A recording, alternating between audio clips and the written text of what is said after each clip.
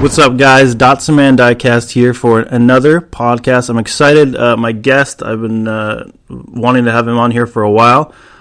Mustang Hunter. I am the Mustang Hunter. Welcome back, guys.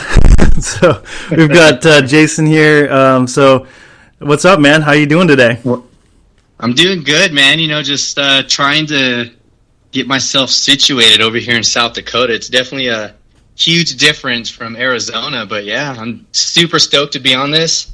Definitely love the way these podcasts are going and the way you're hosting them. So yeah, I'm super stoked. Well, thanks for coming on, man. Yeah, it's I'm sure it's an adjustment, you know, moving across, you know, the U.S. and trying to find different stores and, you know, meeting friends and all that stuff. So how is that going for you? You know, I've actually, when I first got here, I definitely had to scope out the place and see, you know, how the collectors were here. And there's really not a lot of collectors based off of how the pegs have been. So I typically when I go hunting, I try to look into every store that could possibly have Hot Wheels or diecast in general. So I found a lot of good little hidden gems and, you know, a few spots, talked to a couple collectors, but there's really nothing compared to Arizona. Oh yeah, Arizona seems like really hardcore, and same with like California, like just saturated with scalpers and collectors, you know, and you know a lot of retired dudes in Arizona, I would say, you know. Definitely, it was like the mecca of Hot Wheels collectors, either new collectors or, you know, veteran collectors. It was just so many. Yeah, so it's like you're just battling each other all day long, trying to get something, let alone a super treasure hunt, you know? Because I know you like those a lot, and well, you just Mustangs in general, but then you throw like a super treasure hunt Mustang in there, and it's game over. Oh, game over! Just like me with the Datsun in super treasure hunt that I'm never gonna find probably, but. Yeah. But whatever. I'm still going to look, man, and it's like, I don't know, even a year later you could find it. You know that. Like, you get these old cases drop and, you know. Oh, yeah. And then find something. Those are the things I love. Those are the things I love. I love finding old case. A lot of people are like, oh, man, old case from last year. But I get stoked because there's some stuff that I skip over, you know, and then I'm like, oh, man. Yeah, it's kind of like you're able to find it later on. Yeah, redemption. Yeah. So, tell us about. I don't know. I mean, you have a lot of videos and everything. I've watched a lot of them, but I've probably missed some of the things you've said in the past, like how you got started. Because I think, and for people that haven't seen those videos, how did you get started into diecast? And I know you love cars. I mean, it's apparent that you love cars, Mustangs, and you know, smacking into crowds and stuff like that and burnouts. Oh, yeah. You know, one crowd at a time. You got to do one crowd at a time. Yeah, I live my life one crowd at a time. So like, yeah, go ahead. I've always been into cars since I was like 4 years old. I always had Hot Wheels. I used to go to KB Toys and Kmart all the time when they were like 75 cents. Yeah. I was just always into them, and I was kind of off and on. Me and my friends would trade like as a kid, and when we would customize, like our customizing was Sharpies, super glue, and yeah, just cutting off spoilers from one car and super gluing it onto another. Gotta start somewhere, man. Yeah, and I did go to school for Ford, so I worked on Fords for about 2 years. And I grew up Chevy because all my friends were Chevy guys, so yeah. I used to watch a lot of the F-Body Hideout. It was a little website that I used to watch all the Trans Ams and Camaros and all that. But Mustangs just grew on me when I started. When I was in school, almost every student in the class had either a Cobra, a Celine, or something. I was like, man, you know, I do like Mustangs. Yeah, those are cool. Like Celines and Cobras, they've always been fast, you know? Yeah, they're just unique, you know, like lower but when production. it came to the die casting and all that stuff, I found my dad had given me a 64 and a half die-cast car. I forgot even who makes it, but it's kind of old. And I was like, oh, that's cool. Like, I'll keep that because I had 2004 Mach 1 at the time. And everyone has seen that GTO, the Jiffy Lube exclusive I have on my channel. That was my very first collectible car that I ever collected. Nice. Traded it away. Where did you get that from? My dad actually had found it at I think it was a yard sale, and he was like, "Hey, I found this car. It came in this protective pack, so just keep it forever, protect it." Because he was real big into collecting coins, comics, rocks. He collected all kinds of stuff, so it kind of is in my nature to collect things. And when I had the Mustang, I was like, I want to try to find as many little Mustang replicas as I can. I had a couple auto art 1/18 scales, and those were like $140, so super expensive. Wow. But I started heavily collecting in 2010. That was right before I joined the military, because I joined in 2011, and I was just a casual collector. I would just, if I saw a Mustang, I would buy it, but I would just never look into the pegs. Yeah, that was me. And yeah, like I would just be like, oh, cool, there's some cars. Like, oh, these are better than what I had when I was young, but I just never gave it the time of day. Right. So the collecting actually started heavily when COVID started. And I went from like 200 Mustangs to I think I'm up to like 4,000 cars in my collection now. Wow. That's a lot of cars. And it's a lot. Like, it's definitely overwhelming sometimes, especially when I'm going through my stuff. Like, I don't even know what I have anymore.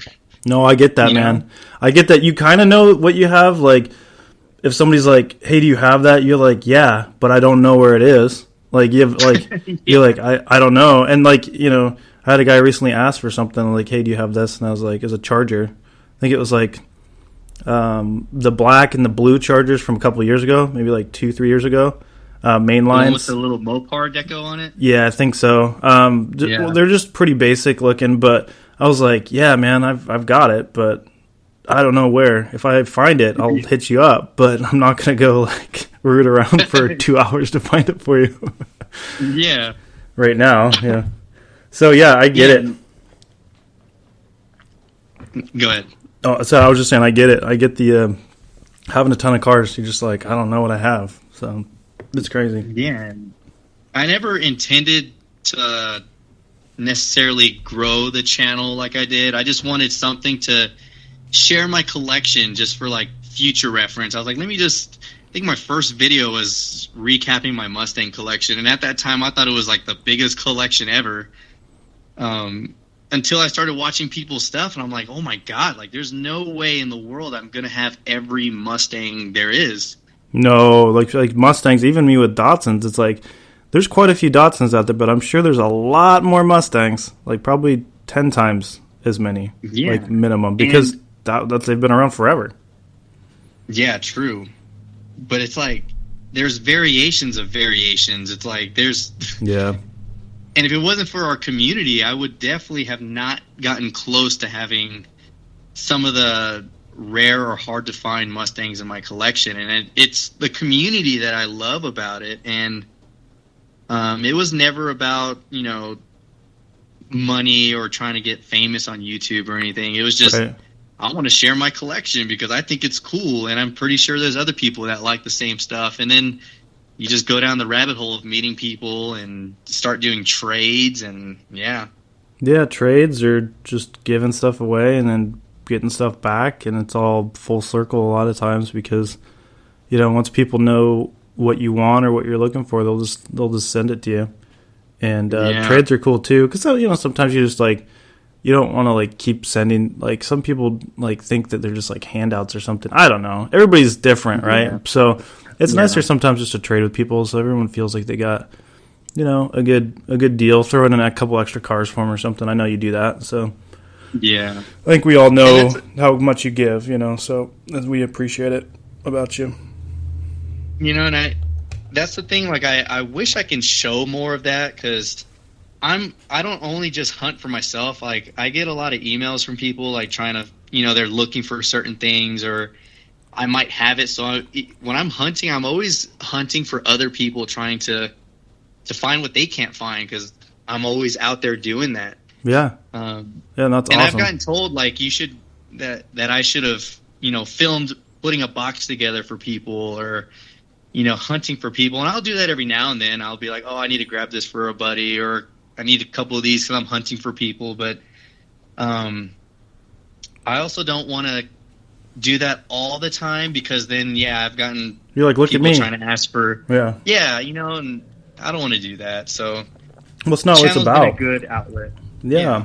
So it's about. I mean, you got some awesome people out there like Hewitt's and stuff. I mean, I was just watching his video today, and somebody was hitting him up for some General Lee cars or whatever, and he got most of those given to him from people because he does customs, but he just gave some away. He's like, I'm sure no one will care if I give these away to somebody else that needs them. He's like, hopefully you're not selling them.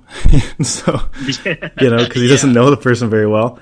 But, I always encourage people, like, just to, like, don't hit people up and ask for stuff, of course. But, I mean, if you're involved in my channel and you're a great part of the community, I have no problem with you saying, hey, I need this car, look out for it. And I'll just send it to you. I won't charge you for it.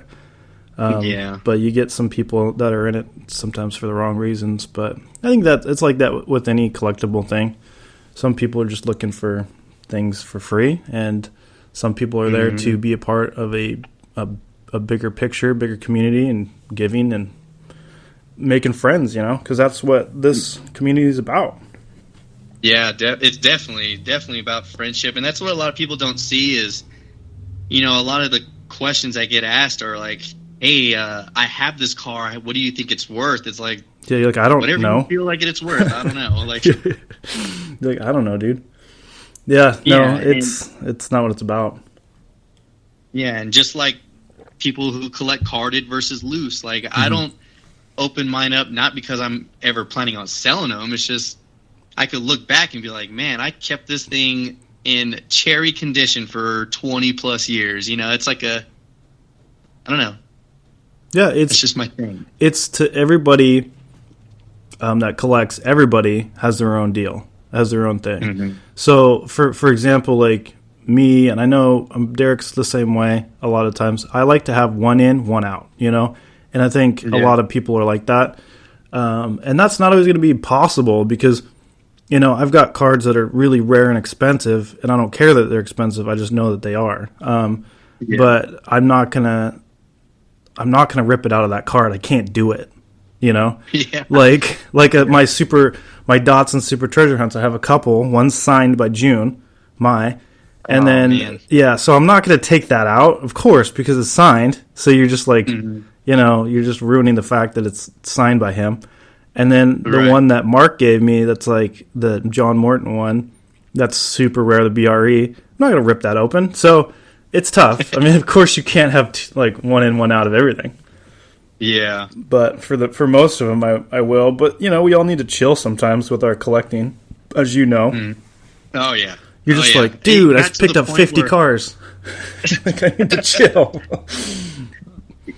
It got to the point where I was asking for people's opinion, like, should I just open up all my stuff just so I can manage this move from Arizona to South Dakota? Because I just didn't know what to do with all of my stuff. Yeah. And even with the most basic mainline cars, like, I have a hard time, like, am I going to regret opening these?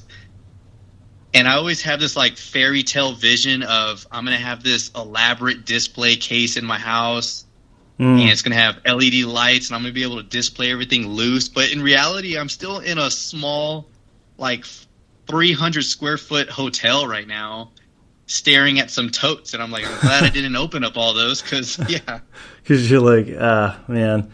Yeah, that's tough. I mean, all of our living situations change, especially you, because you're getting moved around, being a part of the the military, and we all appreciate that, by the way, and thank you for your service on that. I think we can't say that enough. Well, the biggest thing is I thank everyone for their support, because a lot of places that I've been to, there's not a lot of people who support what I do in the military, but I mean, anytime I hear a thank you, it's like I appreciate it, but it's the best I can do for for us to do what we can do, Yeah, well, I mean, a lot of So, people don't understand, like, no matter what you do in the military, it's like it's a sacrifice, right? And yeah.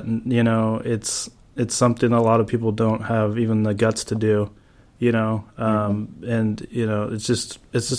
I've had a lot of military in the family and Marine cousin, and both my grandpas served in World War II and fought in World War Nice. II. So it's we wouldn't, regardless of what your beliefs are about wars and stuff like that, we wouldn't be free without Yeah. it, because we got, we've been attacked, Pearl Harbor and stuff like that. They came at us, and it's like, and you have to defend yourself and defend other countries and stuff. And there's a lot of politics in certain things, Yeah.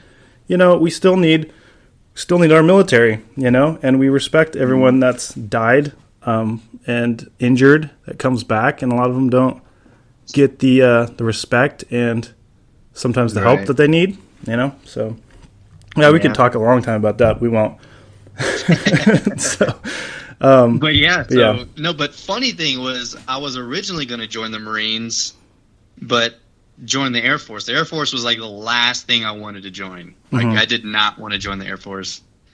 My wife was trying to get me to join the military since high school. And I was like, nope, not doing it. I'm going to work on cars for the rest of my life. And yeah, there's no money in working on cars. Yeah, I did that too. At least at the time. Yeah, I worked on cars for, I don't know, 3-4 years, and I went to school for it, but it just wasn't my thing. Like, I was like, man, I like dealing with people better, and this is like really hard on my back and body, and all the guys around me were just super miserable. So Yeah. the tenured guys, the guys that have been doing it forever, like throwing wrenches. Oh, I hate this. Oh, I don't get paid enough. They're just like every day, they're just like miserable. And there's always a couple of guys that are cool, But it's a tough. Yeah. It's a tough. There's a lot of respect for technicians too, because whether it be semi technicians or aircraft technicians or whatever, it's hard work, and it's very, very tedious hard work. Yeah, and the military has been great for the family. I've been able to not travel as much as I wanted, but I've been to a lot of cool places and done a lot of cool things. But it's working on aircraft is definitely rewarding, and it's very taxing, very, very taxing. Yeah, I can imagine. I just hit my 10-year, so I still got 10 more years to go. I'm no longer doing aircraft maintenance, but the reason why I chose to come to South Dakota, I volunteered for this assignment, was to set up the new B-21 bomber that's coming out, in the next 5+ years. It's going to be replacing the B-2 bomber that's currently in Missouri. That's been around forever, right? How long has a B-2 bomber been around for? Quite a bit, right? The B-2 was released in '93, but it's been around since like the 60s, 70s. Mm-hmm. The first one, the tail number is 88, so like you have some from 86 to 88. But I mean, think about it, not being released until '93, and then it's supposed to last until 2050. It's a long time for a bomber to continue its missions and doing nuclear deterrence and all that stuff. But I'm excited to do what I'm going to be doing here because it's going to be setting up the next generation of bombers. And that's cool. It's a great thing to be a part of. Yeah, and it's crazy because I'm the first and only person in my career field here. So I have no one else in my career field here. It's just me and a bunch of engineers that are just trying to set this thing up, and it's rewarding. It's cool because I'm the only one here, but then it's like, man, I'm the only one here. I have no friends. I know nobody here. So that's a little bit of a transition. So the Hot Wheels thing is kind of keeping my mind busy, with the family and all that stuff. But yeah, it's an adventure. Something I'm excited for. Yeah, you're just kind of diving in, head first into something that you're like, it's kind of a new thing. But yeah, that's cool though. It's good to be a part of something new like that, and I'm sure you're out there probably, I don't know, deadlifting some missiles and stuff like that. Just be careful, man. When you got them over your head too, just like don't drop it. I got to pick it up and put pick it up. Oh my gosh, get to the chopper. Yeah. So there's a lot of people that aren't receptive here for like collecting Hot Wheels at work. Oh. They're just like, oh, that's kind of weird, but okay. Yeah, I've heard the same thing, man. Collect rocks, so yeah, like, don't you collect rocks? They're like, yes, but they're very rare. Yeah. You just picked that one up off the ground. That's just a regular rock. I think that's a piece of concrete. Yeah. Watch your mouth when you're talking to me.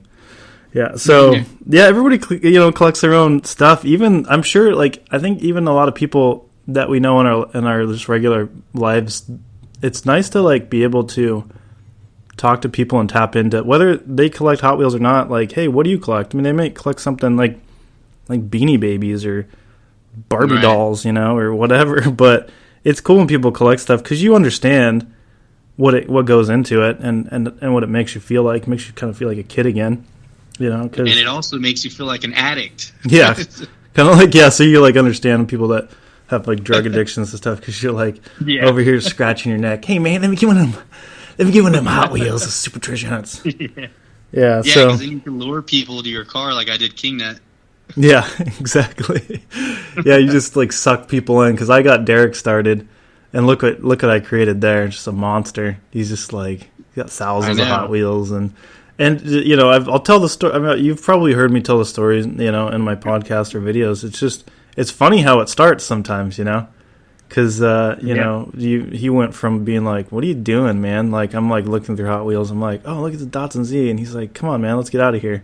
And then all of a sudden, he's like walks out of the store with 50 cars. First time he's ever like bought any. He's bought 50 of them, And then the rest is history. And then it's like all downhill from there, And you got Hewitts and going down the rabbit hole with his customs, just because some of us posted some videos about customs, and you and Derek and some other people are into them more than I am because I just don't have time for them as much as I'd like. You got to pick and choose. I can't do like full time like podcasts all the time and then videos and then customs and all that stuff and still be able to have like just a normal kind of life. It's like outside of a hobby. Social media or any type of content creating takes a long time. Yeah, it does. It's very time consuming. You have to love it. So, I mean, it goes. I think we were talking on this before we got on the podcast just briefly, but let's just touch on. I don't know the memberships, the joining like the memberships and $5-10 a month. What is your take on that on YouTube? Because it's fairly new, isn't it? Yeah, I believe it's been around for just maybe a year or two. Yeah, it's pretty new. I'm not too sure. I'm not real familiar on it, but I'm not gonna lie, it's definitely crossed my mind. Like, should I do a membership or should I not? Right. And the only reason why I personally haven't done it was I didn't want it to seem like it was for the money, because some people are they're gonna read it how they want to read it. They're gonna be like, the wrong way.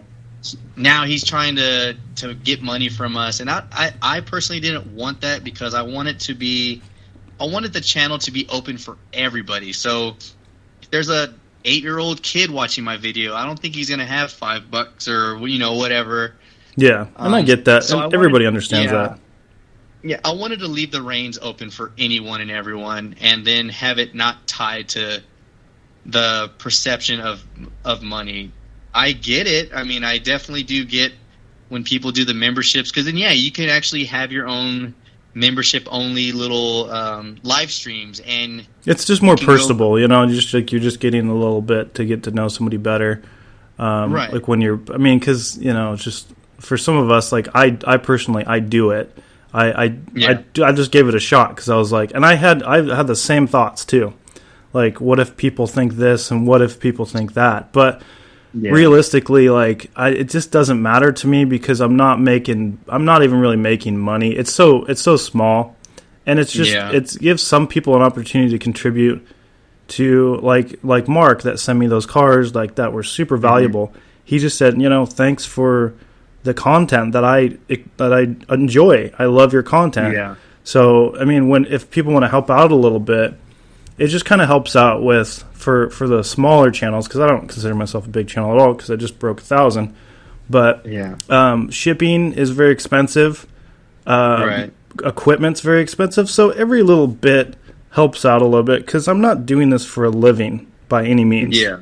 So if I can get a couple extra bucks here and there just to help with the microphone that I bought for this, the software, the speakers, all that stuff, then I hope that people can understand that I'm not trying to exclude anyone from my channel, and they can see everything, except for maybe a live stream, but they've got the same content, you know? Yeah.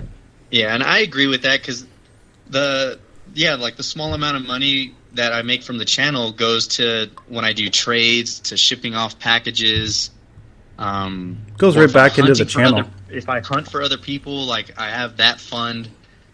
And it definitely does help. And I know a lot of people probably don't see that. They're probably like, oh, he spends all kinds of crazy money on Hot Wheels, which, yes, I do, but it all comes back from, everyone supporting the channel, and I can hunt for people and send out packages without having to worry about my family's money, Yeah. So it definitely gives that cushion, and it's not much. I really hope everyone understands that's listening to this. Like, even if you have, like, and Derek's touched on it before too, if you have 1,000 subscribers or you have like 10,000 subscribers, you're not making a living by any means. You might be making a couple $100 a month or something like that if you're monetized. But for the amount of time and effort that you're putting into your channel, especially like you, because you've been an inspiration on like your editing and all that stuff, and you've made my banner, and that's all really helped. So I want you to know that I appreciate that, like, dearly. Of course, man. It's just my way of, giving back. Like, I don't like to charge for stuff like that. Like, I did a Porsche 164 collector. I did his. I've done a few, and it's just something I enjoy. So if I can do it for free, why not? Yeah, and then I want to make sure everybody knows that he did the little "I'm in your face," little character that I used at the beginning, because that thing's really helpful for me. Because when I do like either unboxing videos or shorter ones, I just use that as my intro. It's just really quick. That, yeah. So it's quick and it goes right in. And then when I do like a bigger, like a hunting episode, I'll usually use my thing that I created, my cheesy that everybody loves for some reason. I just made it as a joke, but I just wanted people to see like how much of a goofball I am, just right off the bat. And I think if you listen to Bruce's podcast yesterday, he's like, man, that guy's a weirdo. Like, that guy's just a cornball. Like, I'm not gonna like this guy's channel. And then he just kept watching videos, and he's like, I do like this guy. So I mean, it's entertaining, man. Like, it's just something that this community needs, is people like you, and how you bring just enjoyment to the hobby. And that was another reason why I tried to make my channel as I guess people say it's hyper positive, or I don't say anything bad about things. It's just, that's what the community needs, because I feel like maybe the last couple of years the hobby has gone in such a weird way of just people just starting to collect for the greed and the and the profit, and like how you are, you just have fun with it. That's what everyone appreciates, because everyone loves to laugh. If you can laugh, watch your favorite type of hobby, I mean, that's the best of both worlds in one channel. So, I mean, I'm pretty sure I speak for everyone that we thank you for the content you make. Well, I appreciate it, man. I mean, that's kind of why I started it, because I've always been like a comedian growing up, like the class clown in school. And I was like mad about it, like when I didn't win like class clown in high school. Not that high school even mattered to me, really, but it was just like, hey, like my buddy won. I'm like, hey, I'm the funny guy, So because I was doing like skits in front of like the whole school, so I'm not shy, and my dad, I get that from my dad. He's not shy either, but I'm doing like Matt Foley. You remember the skit, from SNL with Chris Farley, with the van down by the river. I did that he's like, you'll be living in a van down by the river. And I did that for like a speech for like class secretary and stuff like that. So I've always enjoyed entertaining people. It's what I live for, you know? So if I can bring that to make people laugh, I'm all about it, you know? Yeah. Yeah, I remember when Derek was like, hey, check out my buddy Mark's channel, and you had like your 90s sitcom intro, and I was like, oh man, this is going to be so good. It's just so cheesy. Like, but that cheesy intro is what got me like sold. I was like, okay, I'm definitely going to support this guy. Yeah, and you have, man, and I appreciate that. And a lot of people say that they're going to support people that they have or whatever, but I recognize when people hang out and they're like consistent and they can tell that they're sharing your stuff and they're on your team to help you out. And we'll touch this all the time too. You get busy and you need to catch up on people's videos sometimes. So when people don't show up for a while, that's fine too. Like, I don't like hold a chip on my shoulder about anything. Even if you said something like negative or nasty about me or my channel, and you come to me and say, hey man, I was wrong or whatever, that wasn't cool, we're good, you know? And I think you're like that too. Derek's like that. A lot of the guys are like that, like Hewitt's. We're all down to earth guys. And you know, if you have disagreements, you can always like patch it up and move on, you know, just squash it. Yeah. So. Yeah. I've had a couple instances like that on the channel where I publicly posted like, hey, like I was in the wrong, or, you know, it was my fault. I shouldn't have put them out there, whatever, you know, and I'll never be the type to just let it be. Like, if there's a situation where something goes wrong in the community, like, I'm going to try to fix it. And I made a post, I think it was last week, like, man, I haven't watched a lot of people's channel. And I genuinely felt guilty. Like, I stayed up till like 3 a.m. trying to catch up and just show people like, hey man, like, I still support your channel. It's just this move and everything was just crazy. And I know people say like, it's okay, like, we understand, but me personally, like, no, like, I want you to know that I'm genuinely there, because I don't want it to be in that category of, oh, he fell off or he thinks his channel's better or whichever, you know. So I mean, that's how I feel about my channel. I feel like I'm better than everyone else. I just want to let you know that right now. No, I'm just kidding. I'm just kidding.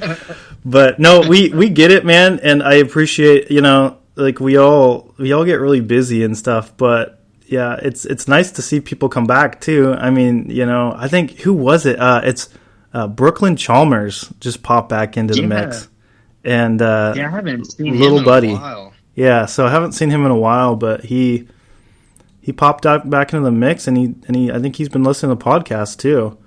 So hopefully he hears that. Shout out to Brooklyn Chalmers. He was one of the first, you know, one of my first subscribers for sure. And to be honest with you, I got him and Rapid's going to get all mad. He's like, oh, but I got those two mixed up because they both, you know, have like, I don't know. I just like, and now like in Brooklyn Chalmers wasn't around, and I was like, things became a little bit more clear for me. But now I know who's who. We're good, you know. Yeah.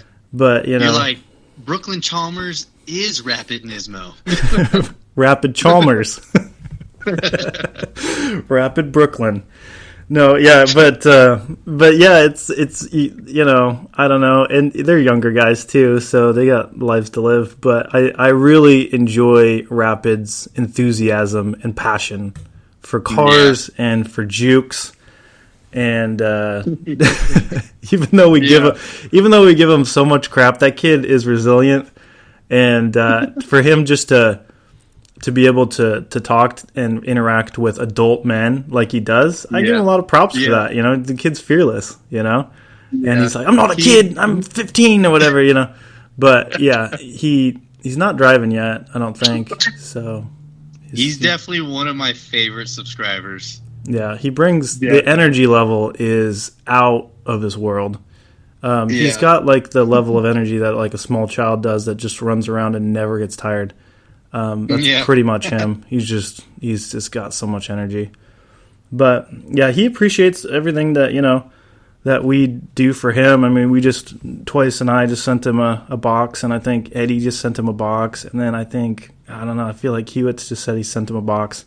So we try to hook him up, you know, because he deserves it, because he's so in touch with all of our channels. He puts so much time and effort into our channels, you know? He does, and he's in the motherland of Matchbox, yet they don't have Matchbox. Yeah. They don't have much over there. I feel really bad for the kid, you know, because for Rapid, but because there's not that much over there. He's like looking for everything, and he can't always get out much, and different countries have different like COVID precautions and all that stuff too. So I love sending him stuff and everything, and I made him a beat, and of course I made you a beat, and King Nut, and then I need to make one for Calpito Does Stuff because he was saying he needs a beat, and I was like, I got you, son. But yeah, that kind of stuff. I love that beat, man. That's like my main. That's my main squeeze right there. Yeah, I mean, it's just I keep it simple. Started off with like something twisty, and then I just keep it simple. But because we all, that we all need when we do our hunting videos, they're long, right? Some of them are 20, 30, 40 minutes long, depending on like if it's multiple days or a week or 2 weeks. Yeah. But you need that long song that you just like set it and forget it, You put it down and it's that nice little beat in the background, and it's nice to have. Super chill. Yeah. Yeah, super chill. And I just made one a couple days ago for myself, and I'm like, someone would say, hey, let me get that. I'm like, no, that's mine.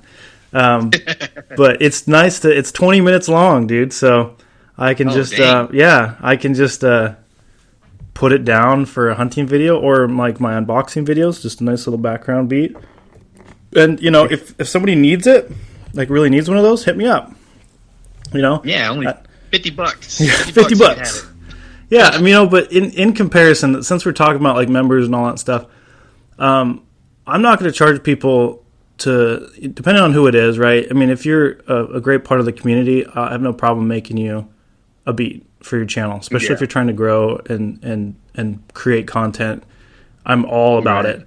But I could charge for beats. I could charge whatever, $40, $50, or I don't know what the going rate is, but I'm not going to. And that's my time. It took me probably a couple hours to make yours, or probably an hour. I don't know.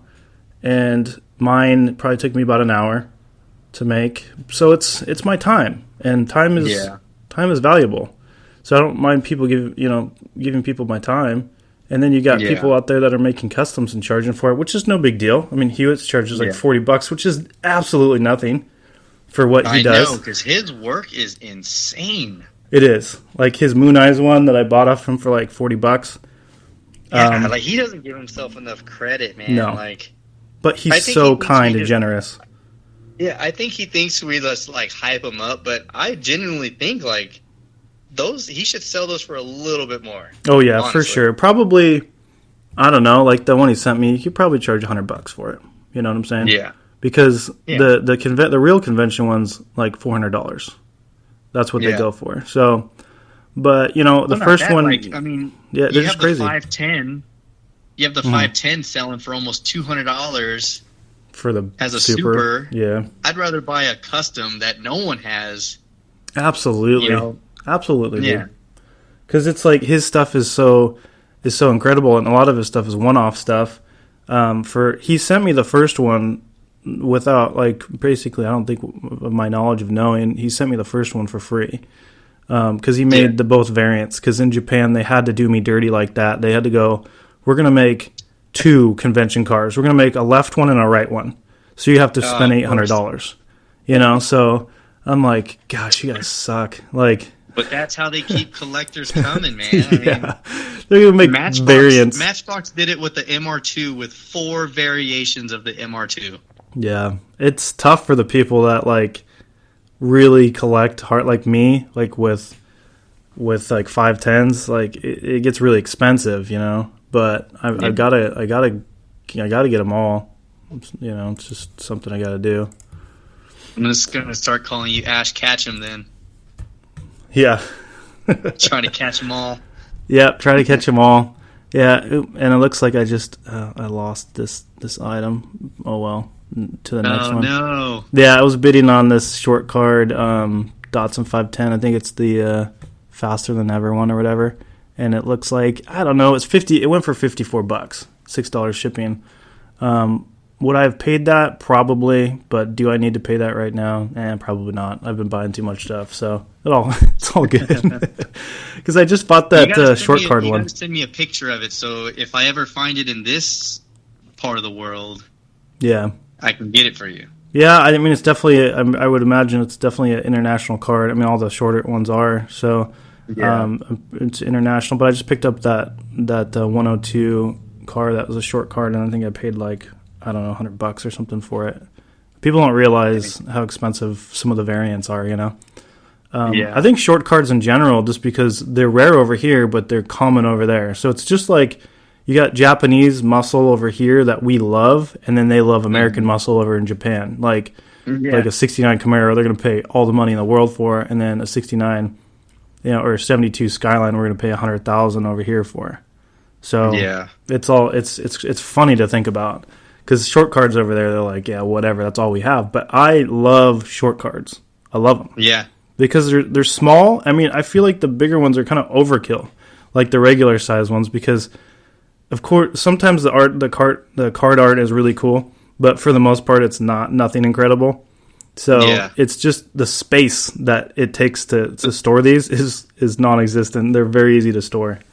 So yeah, it's like if you made it happen on a short card, why don't you just make them all short cards? But I'm thinking the way their business is ran is like, look, collectors want both, so let's keep them long and short cards. Yeah, they've got a business strategy behind it for sure. So. Yeah, it's weird, but so what keeps you going on a continuous basis with collecting? Like, what keeps you, like, what drives you to keep going? As far as collecting? Yeah, collecting and hunting. Oh man, and modifying. There's always something new. Like it's almost never ending. It's always evolving. You know, like they release a fresh cast. Like, this is new for 2021. You're like, oh, great, now I got another one to start collecting. And then they're like, oh, look, there's another variation. And I think that's the excitement I get, is what am I going to find? You know, because my other YouTube channel was fitness. Mm-hmm. I did 4.5, 5 years of that, and I got burnt out. Yeah. You know, I had like 800 videos, and it was the same thing over and over. Like, you can only do so many different types of workout, nutritional videos. This is how you do a push-up. This is how you also do a push-up. This is how you do a deadlift. This is how you do an earth down, you know? Like, yeah. It's like, once you get through those, you're just like, it's like start making stuff up.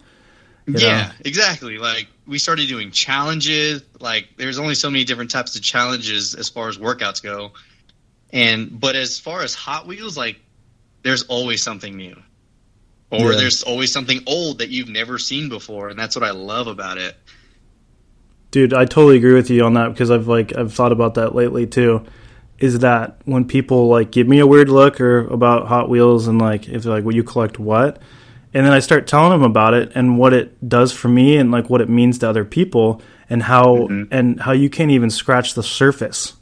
You know, there's really not many other hobbies where you can't.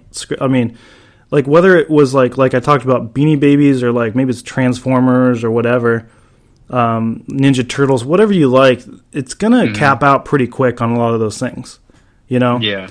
But with Hot Wheels, they've been making them since what, 60 something? What 68. 68. 68. Yeah. And they've just in the last few years they've gotten nuts. You know, where there's all kinds of variations, and you've got the Super Treasure Hunts and the grill variations and stuff like that, and wheel variations on cars. So it's like it's never ending. I'm learning things every day, you know. Yeah. And it's great. And I think you do the same thing as I do, where you just chat with people, like when you're hunting. Like I'll just I met a school teacher like a week or two ago, and she was doing they were racing cars, and it was inertia that they were doing. So she was grabbing a bunch of cars, and I was like, do you collect them? She said, oh, no. And then we started talking. And then I told her about my channel and, like, you know, what we do, and it was great, how great of a community. And she was just like, that's so cool. That's so awesome. Yeah. You know, and we got to chat for a while. You meet friends, make friends. I've made handfuls of friends just in the aisle, you know. Yeah. Instead of making it a competition where you're like, what are you looking for? Don't grab that. That's mine. And rustle each other and stuff, fight each other in the aisle. But, you know, even with like scalpers, because we've all been talking about those lately and stuff, and that's never going to go away. But you can make friends. You can make friends of those people and try to sway them, you know, and try to give them a new perspective, because a lot of them don't realize what they're truly doing, and kind of wrecking the hobby for everyone. But if you can give them a new perspective, they might change their mind, and that's really all that we can do. Yeah, but I don't hate them or anything like that, you know. I hate them for the moment. When I go into a store and I'm like, of course, all those are gone. Yeah. And I'm like, oh, I hate those guys. But then after a while, I'm like, whatever, I'll find it eventually. Yeah, it's just it's frustrating, like just greed, you know. And we, you know, Bruce and I talked about that, and you know, if you really want to get upset about, you know, members and stuff like that, paying $5 a month, you should really get a lot more upset about just trying to help end the scalper things and not buy those, because a lot of people say, yeah, I hate scalpers. Oh yeah, they say, oh yeah, we need to stop buying stuff, and then they go buy a $200 super treasure hunt, you know, because they say they can't find it, and you're part of the problem, you know, and you know, you can't spend a couple bucks, you know, supporting the channel, but you can go buy an overpriced super treasure hunt that somebody bought for $1. You know, it's nuts. That is nuts. It's nuts, man. Especially the Datsun 510 is going for a couple $100. You know? And it's funny because I seen that at the antique mall in Arizona for $175, and I was like, nope.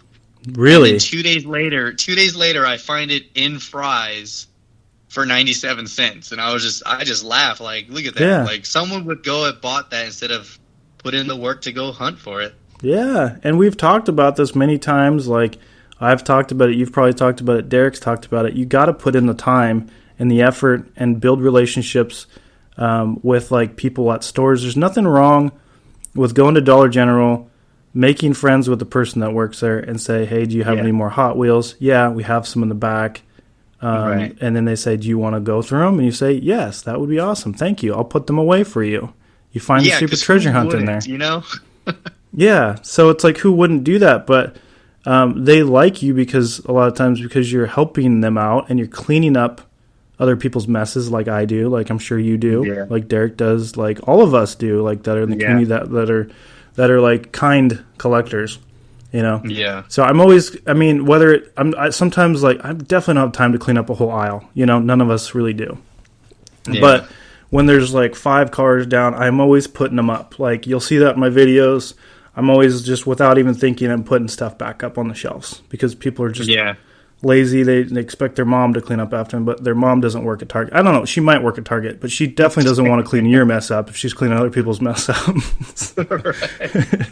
You know, so it's an interesting thing because you got, I mean, even in Arizona, since we were talking about Arizona earlier, and that's where we just moved away from, but Derek and I would go to some stores and they were just annihilated, dude. Like these big cases, it was like really like makes your stomach sink for these are adult men mostly, you know, that are going through these, and there's cars everywhere. They're on the floor. They're bent. They're like they're everywhere. They're on top of the box, and they're just digging through for super treasure hunts, and then they're out. I used to tell the lady at Fry's every time I would be cleaning up because I made friends at Fry's, like older ladies. Every time they'd see me, they'd be like, hey, we got a new case in. And I'm like, awesome.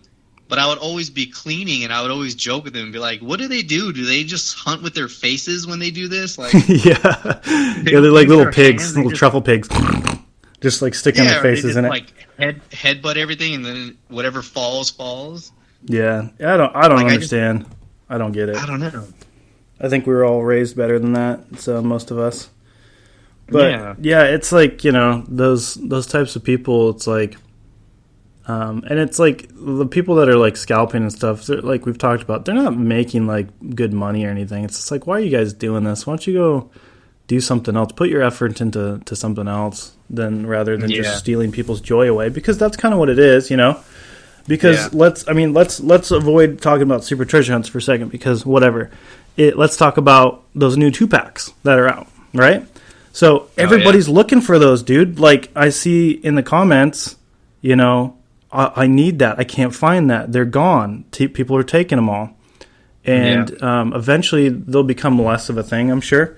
Because you know how that goes. Like everything when it comes out at first, it just gets like taken and then all of a sudden they're peg warmers, right? Yeah. But those BRE Datsuns are definitely going to be scalped for a while. But yeah, I see them up on Mercari and eBay for $45, $50. Some, you know, no cheaper than $35 for a $13 pack. And that's just, it's just stupid, man. If you got to take 2 or 3 to give to your homies, fine. That's cool. Whatever. You can take them all. But as long as you're getting them like to collectors and people aren't going to scalp them. But I mean, he was just talking about he grabbed all 3 that were on the shelf or something. He's like, I don't care, man. I'm going to take them all. And he's sending them to people. He's not keeping them. He's not reselling them. Yeah. You know? So yeah, there's a difference. There's a difference between taking them for the homies or taking them because you're on your phone trying to see how much they're going for. Yeah, we've all seen those guys that have their phone out that are checking prices and everything like that, you know? So we've seen them on YouTube. There's a guy with a booth at the Antique Mall here or the Traders Market, and he had the new Mercedes and the Ford hauler set. Mm-hmm. And I was like, I just bought 2 of these. He's like, oh, where'd you find them? And I told him, you know, which Walmart. And he had them marked up like 2 times over. And I was like, there's still a whole bunch sitting on shelves, but the average person is just going to see that and pay him for what he's selling them for instead of just going over and looking. And then, that's what's hurting the hobby is people that just start collecting. They think that's how it's supposed to be, but it's not. Yeah. Or just the Amazon mentality of like click on it and have it delivered to your door, you know, kind of a deal. But, right. Yeah. I mean, you know, we could just go into business and just, you know, just do a live stream and then pick things up and deliver them to people's houses and stuff like that. Just charge them a delivery fee. So it's like Uber. It's like Uber for toys. Yeah. No, me and Kingnut were gonna do a video like that. Like I was going to act like I'm ordering something online, and he was gonna like DoorDash it to me. Yeah, that's not a bad idea. Then you could be like, no, I said the other one. I don't want these. What's a zoom in? Why did you grab this for me? Oh, because I just figured you want the most valuable car in the store. Yeah. You dummy. My wife asked why I had that in my collection. She goes, what is this box? What is this? You're like, it's a love memento. Zoom in. It's probably the rarest car you'll ever lay your hands on. We need to start a movement just to like spike the prices up of the zoom ins and just really be dead serious about it and just like how valuable they are and just start listing them everywhere for like $100. And then you'll start seeing all the scalpers come out and be like, "Oh, those are that much?" Yeah, they'll start hoarding and trying to sell zoom-ins, and then we'll just go, "Nope, just kidding. It was a joke." Yeah, those and those money clip cars. Oh yeah, the money clips, the duck-ins, which I think Ferris, I think he likes those, the little glow-in-the-dark duck-ins or whatever. Oh yeah, the little ducks. Yeah, and then the carne de like what is that called? Little taco car? Yeah, little taco cars. Carde de asada. Yeah, something like that. No, I kind of appreciate some of those. I'll buy like one of them, right? You know, like the carbonators. There was the New Year's one. And they're actually pretty good bottle openers for anybody that cares. You know, I didn't know that they were. I think Derek told me that they were bottle openers. And I was like, my buddy collects those. Yeah, I mean, whatever, man. Everybody's got their own thing. I mean, whether it be Barbie campers, which were getting scalped, by the way, when they first came out. I'm sure they probably still are. Which is just a dirty thing to do, man. Like, it's just like people are trying to buy them for their daughter or son, whatever. But and they're scalping them like they're charging like $15-$20 for them, and they're just everywhere, you know. But they're just taking them all and selling them for big money. So that's one of the most frustrating things when like they just take all of something. And then they just keep taking it, and then they just, so that there's nothing left, so you just have to, like, especially, like, the Hondas, you know? You got the EFs, like, EK hatches and EFs and all that stuff. I think there's a new one coming out, isn't there? There's, like, a new Super Treasure Hunt.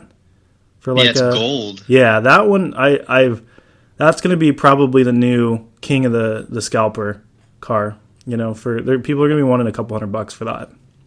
Oh yeah, easily. Yeah. It's a legendary Honda. I mean, the white ones were getting taken like crazy. Yeah, I just I got one of those from Mark. He sent me a Super Treasure Hunt, those little Hondas, and for I'm gonna give it away. So yeah, not even in a giveaway. I'm just gonna give it to somebody. I'm not gonna say who, but yeah, it's just people just need to be less greedy and just worry about like just other people more, because for some people would just take that car and either keep it or sell it. But I know that car is going to mean something more to somebody else than myself, and I know who it is. And I'm just going to give it away because it was given to me. So It was an act of kindness. I don't say random act of kindness because you may have seen me in some posts or whatever, but I'm like kind of devalues it a little bit. I think the random act of kindness, because it's very intentional. When people send you stuff or make you something, it's very intentional. I think random act of kindness is more like you pay for the person's dinner behind you, or like McDonald's and you pay for the next person's. It's more random, but but whatever. I agree with that. I know what people mean. It's definitely been overused and abused lately. Yeah, it's not random. It's like I send you like a custom that took me 9 hours or something. It's like random act of kindness from Dotson Man. He totally randomly just thought of this. You're like, no, I thought about it 9 hours ago. Yeah, when I was working on it the whole time. It's like not very random. I put it in a box. I put your address on it. I shipped it to you. It didn't randomly get to your house. Oh, how did you get that? I didn't even make that for you. That was supposed to go to Mustang Hunter. Huh. Yeah, right. Well, random. How random.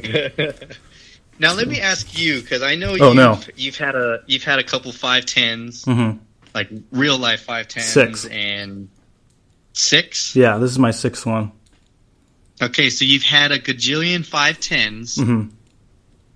Are you ever going to collect outside of 510s? Like, do you also... Car-wise? Like Hot Wheels or actual cars? Yeah, Hot Wheels-wise. Oh, yeah, I do. I really do. Right now, my main... Just like you collect Mustangs, right? But you collect a bunch of other stuff. That's how I am. I guess I haven't really made a video on how many cars I have. I probably have a couple thousand cars. Yeah. And I've got bins and bins. But I love Skylines. I love everything, man. I like Porsches a lot, just like Derek does, GT3 RSs. I'd like to own one someday. I like everything. I like the old, 60-something trucks here. These, I'd love to have one of those in person. 62 Chevy trucks. Oh, yeah. One of my favorite diecasts that I have is the Trix truck. Have you seen that? No, I haven't. Yeah, so I'll shoot you a picture, but... They made a special Trix edition of the 62 Chevy truck, and I'm holding one in my hand right now. But yeah, they're you can't find them anymore, and they go for about $30-$40 if you can find them on eBay. And for some reason, they're always out of Canada. Like I had to order mine out of Canada. So, but no, my collection's very vast. Yeah, but. I have Mustangs. Honestly, I do like Mustangs a lot, especially diecast. I have Supras because I've had Supras in the past. I've had Evos. I've had all kinds of Datsun Zs. I've had probably 4 Zs. So I've had a lot of cars. I probably had like 25, 30 cars in my life. And I'm 37, so I still feel like that's a low number for me. So of course I like GTRs. Anything GTR related because I have one. There's a guy right down the street from where I'm sitting. He's got probably like an eggplant dark purple R32. Ooh. And he just leaves that's it out midnight there. purple. He doesn't take care of it. He just lets it sit out there. I'm just like, what are you doing? Even my wife's like, he needs to keep that in the garage. Like, he's got a 2-car garage, but leaves that outside. That's crazy, man. Yeah, I've had an R32. I had an R32 with the 2JZ in it. Man. I was one of the first people to do that, and I knew there was a couple other people that did that before I did. I had an R32 back when they were not common at all. Like they were gray market. You know what I'm saying? Like I watched the FBI bust my door down as I'm talking. They're, get him! You know, so they were like, Homeland Security. But they were like so dead set after like busting people that had Skylines. I've had two. So the last one I had was not gray market. It was like it was an R32 GTR with a 2JZ in it. I had a rear wheel drive welded diff, and then I had a buddy swap it. That's all he does. He swaps 2Js into whatever you want. You could put it in a minivan. He'll put it in your Mustang. No problem. Oh, yeah. The guy's a savage. He just knows how to do it, make it look clean. So I would pop the hood in my R32 at car shows or whatever because it was clean. The car was clean. I repainted it. I fixed it up. It was like a charcoal color, but it was not. It was a Dodge. I think it was a Dodge color or something. It was not a Nissan color. But I'd pop the hood and people go, "Oh yeah, that's cool, man. Yeah, it's clean." You know, and I'd like take another look, take it in, you know, because it's a straight 6. Look at that. Yeah, would you just look at it, sir? And so they look at it, but it just looked like they didn't notice that it was a 2J. They go, "Oh my gosh, that's a 2JZ," and then like either people would be super stoked on it, or they say, "You can't do that." I'm like, "I just did." You know, it's my car. I can do whatever I want with it. You know, it's like, no, he switched the valve covers. No, yeah, you just switched the valve covers. That's not a 2JZ. So yeah, I had a lot of fun with that car, and that thing was 400 wheel horse without doing anything. I had hybrid twin turbos on it that I had custom done at this turbo place in Seattle, and they said they'd never do it again, and don't tell anyone that we did these turbos for you because they were such a disaster to make the impellers bigger, like the housing, like they had to tweak it. They were hybrid turbos, and they said don't ever tell anybody about this, as I'm telling everybody on this podcast. I don't knock on nobody. I've never knocked on nobody. No, they were I mean, they made it right, but they had like misquoted me the price, and then I held them to it, and they were like, no, we said this, and I was like, no, you didn't. So they made it right, but they were definitely not like super cool about it. They had to fight them to like get them to honor the price that they quoted to do it. But then they were like, yeah, don't tell anybody about it. So I just did. But I'm not saying the name of the place. You know, I'm not saying Alamo Turbos in Seattle. So that's crazy. All that, and it's still not as fast as the Mustang. That's crazy. What? No, that thing ripped, man. That thing ripped because it was 400 wheel horse, and it didn't weigh much, but it was a lot of fun. And then I had a buddy, like a newer buddy of mine, that we went for a cruise, and he wanted me to lead for some reason going to Alki in Seattle, which is kind of I don't like driving into Seattle. Seattle's a dump now, but it wasn't that bad before. But it's not much fun driving around there. But he was like, no, lead. I got a GoPro. Like, you just go and I'll let you know to get over or whatever. I'm like, okay, man, I don't feel comfortable about this. Why don't you lead? You know where you're going. We've all been there if you're a car guy. Like, you're like, no, you go, like, first, because I don't know where I'm going.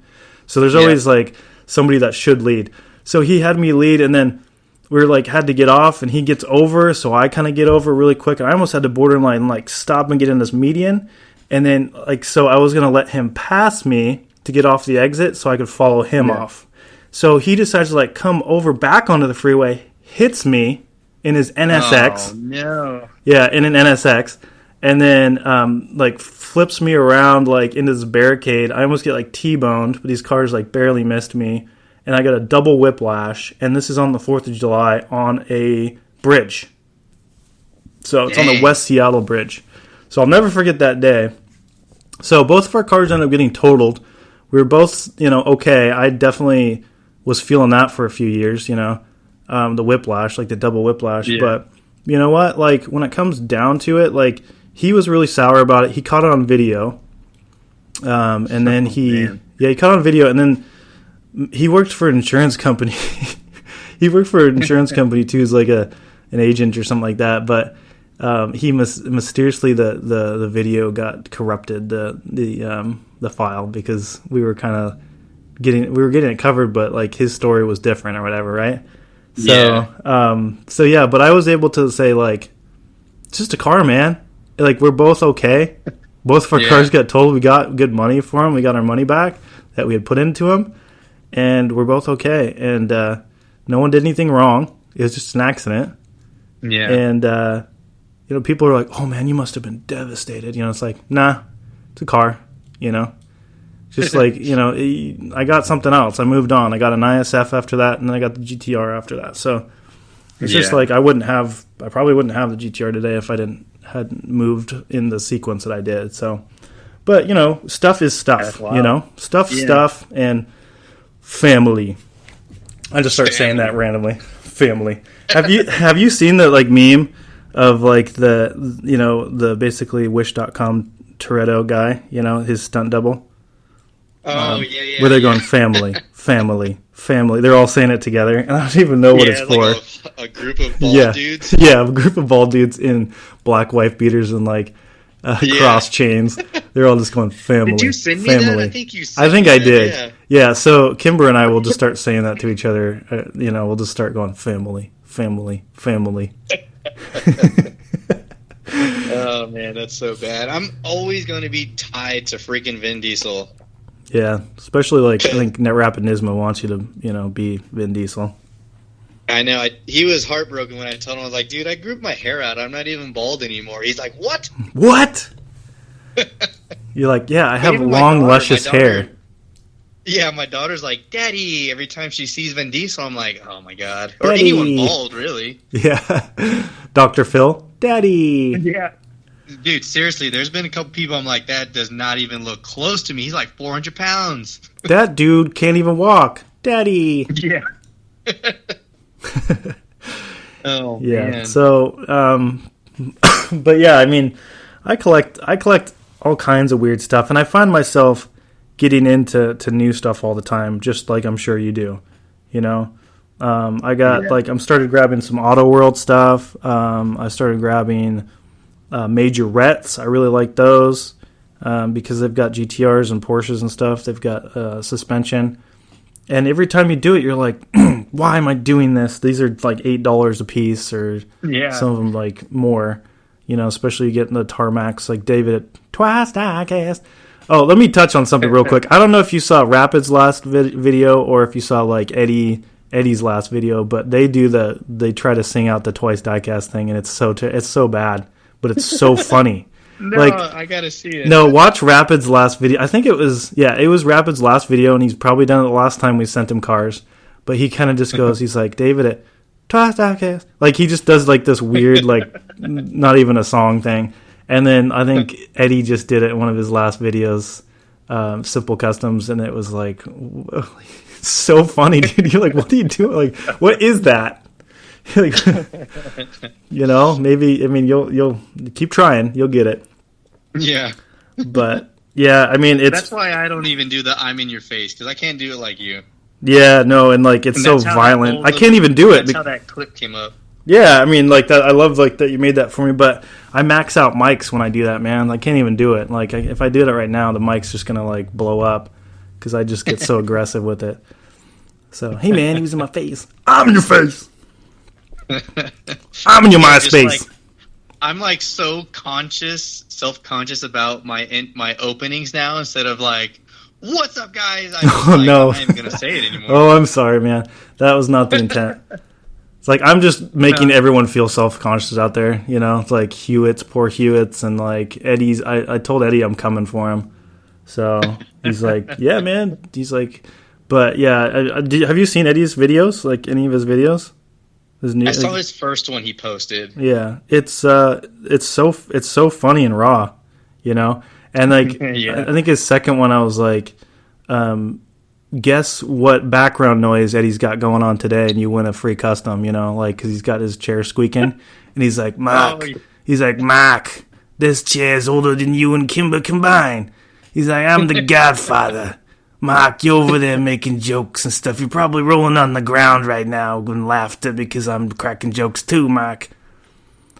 So it's like your skit with Hewitt and his smoke detector. Yeah. So they've all got great sense of humor, and he loved that video. And that video actually did pretty well. I just wanted everybody in the community to see the video because I'll never poke fun at somebody that I don't love. Whether it's you and the Mustang hunter here, guys. I'm just that kind of a person that loves stand-up comedy and doing impressions. Arnold Schwarzenegger, whatever. I do a bunch of Sean Connery. the J is mine. So it's like I do all kinds of impressions. So when I'm not trying to offend anybody and keep shouting at the mic, So Mustang Hunter here. So it's your thing, man. Like everybody's got their own thing, And even I caught myself kind of doing that at the beginning of my videos. I don't know if I'm just like, hey guys, Dotson Man here.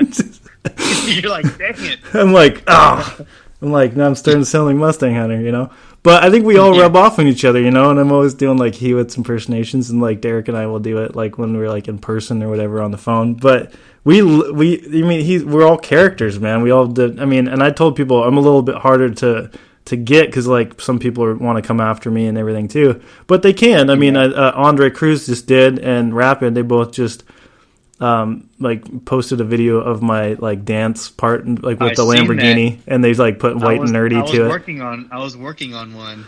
Oh gosh, it's a movement. So yeah, because I was rewatching that video last night when I seen Andre Cruz's version of it. Really?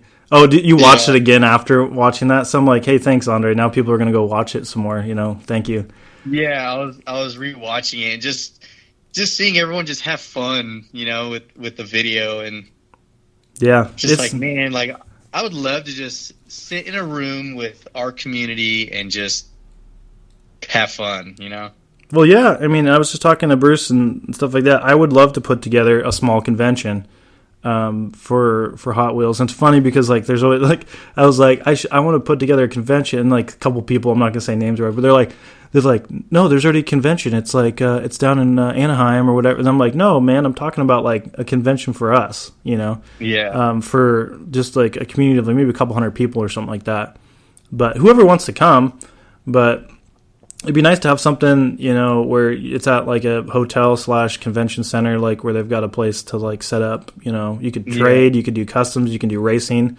You probably have Liver Diecast and King Nut over in the corner racing each other and having people come over there and battling it out, and Superbird. He probably already said he can't make it because he's so far away, and he's a young guy too.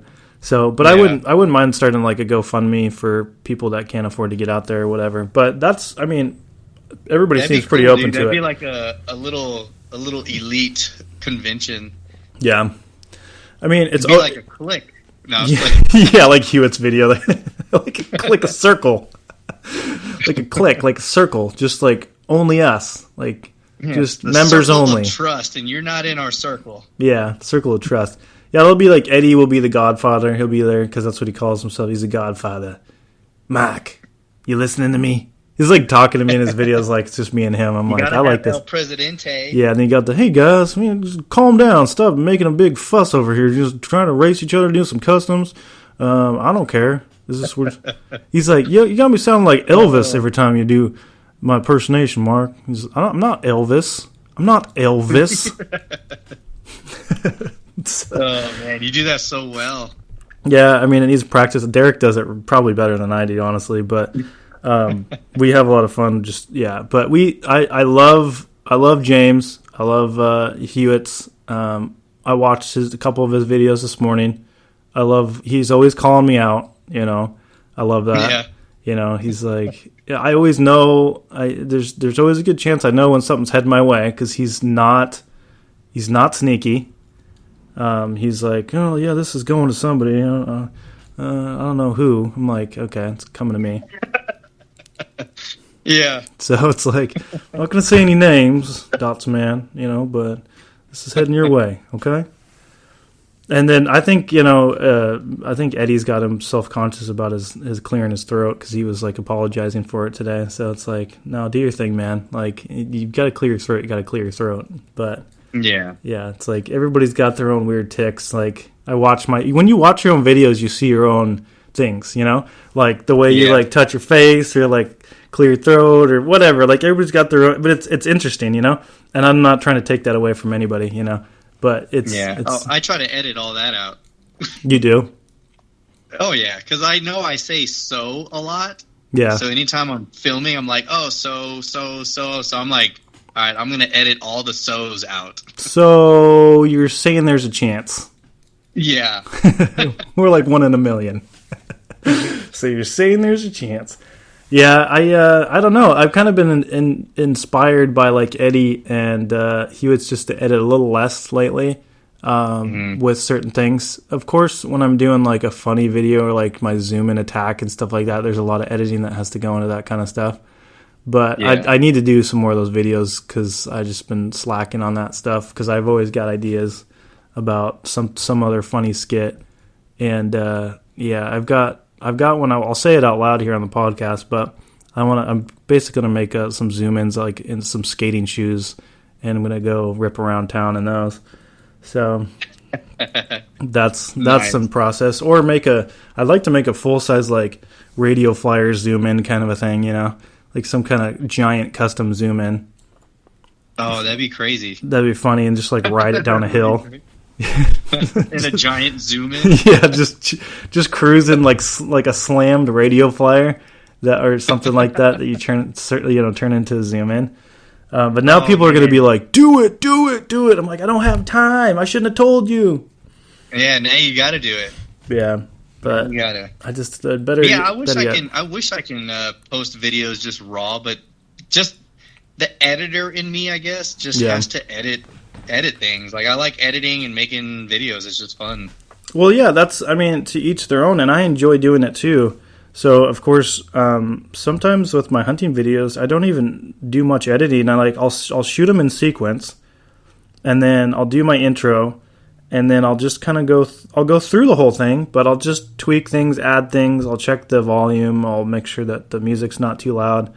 Of course, you got like Fred Meyer's or Kroger's that have super loud music, so you have to like hike it up during those hunts and stuff like that because their music's so loud, dude. Like Fred Meyer up here, you walk in the store like the wheels in the sky keep on turning. You're just like it's just like blasting. They got some like you're just like shut up. That's how it was when I was hunting at the BX when I first got here. They were blasting music.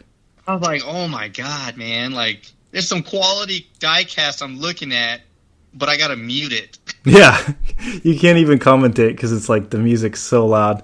They're like, we got a hunter coming in here. Turn the music. Yeah. Turn the music up. Just like put on some like rap music. You're like, what is this? Is this too short? Yeah, and a lot of times I'm always hesitant to film where I'm hunting, especially this new location, because there's actually a lot of people who watch my channel that are here. Mm-hmm. They're like, "Oh, where are you hunting at?" And I don't mind sharing like where I'm at, but sometimes I'm like, "Will it bite me in the end?" You know? Yeah, it might. Because one guy was asking me, he's like, "Oh, where do you hunt at?" And I was like, "It's top secret." And then he's like, "Can you tell me what city? If it's not too much info." I was like, "I'm just playing. It's in Rapid City," but. Sometimes I'm like, oh man, like I found a spot that I found Rapid Nismo City. It's in Rapid Nismo City. He's got his own city now. Yeah, in Rapid. Yeah, he comments that all the time. He's like, it's in my city. Of course he does.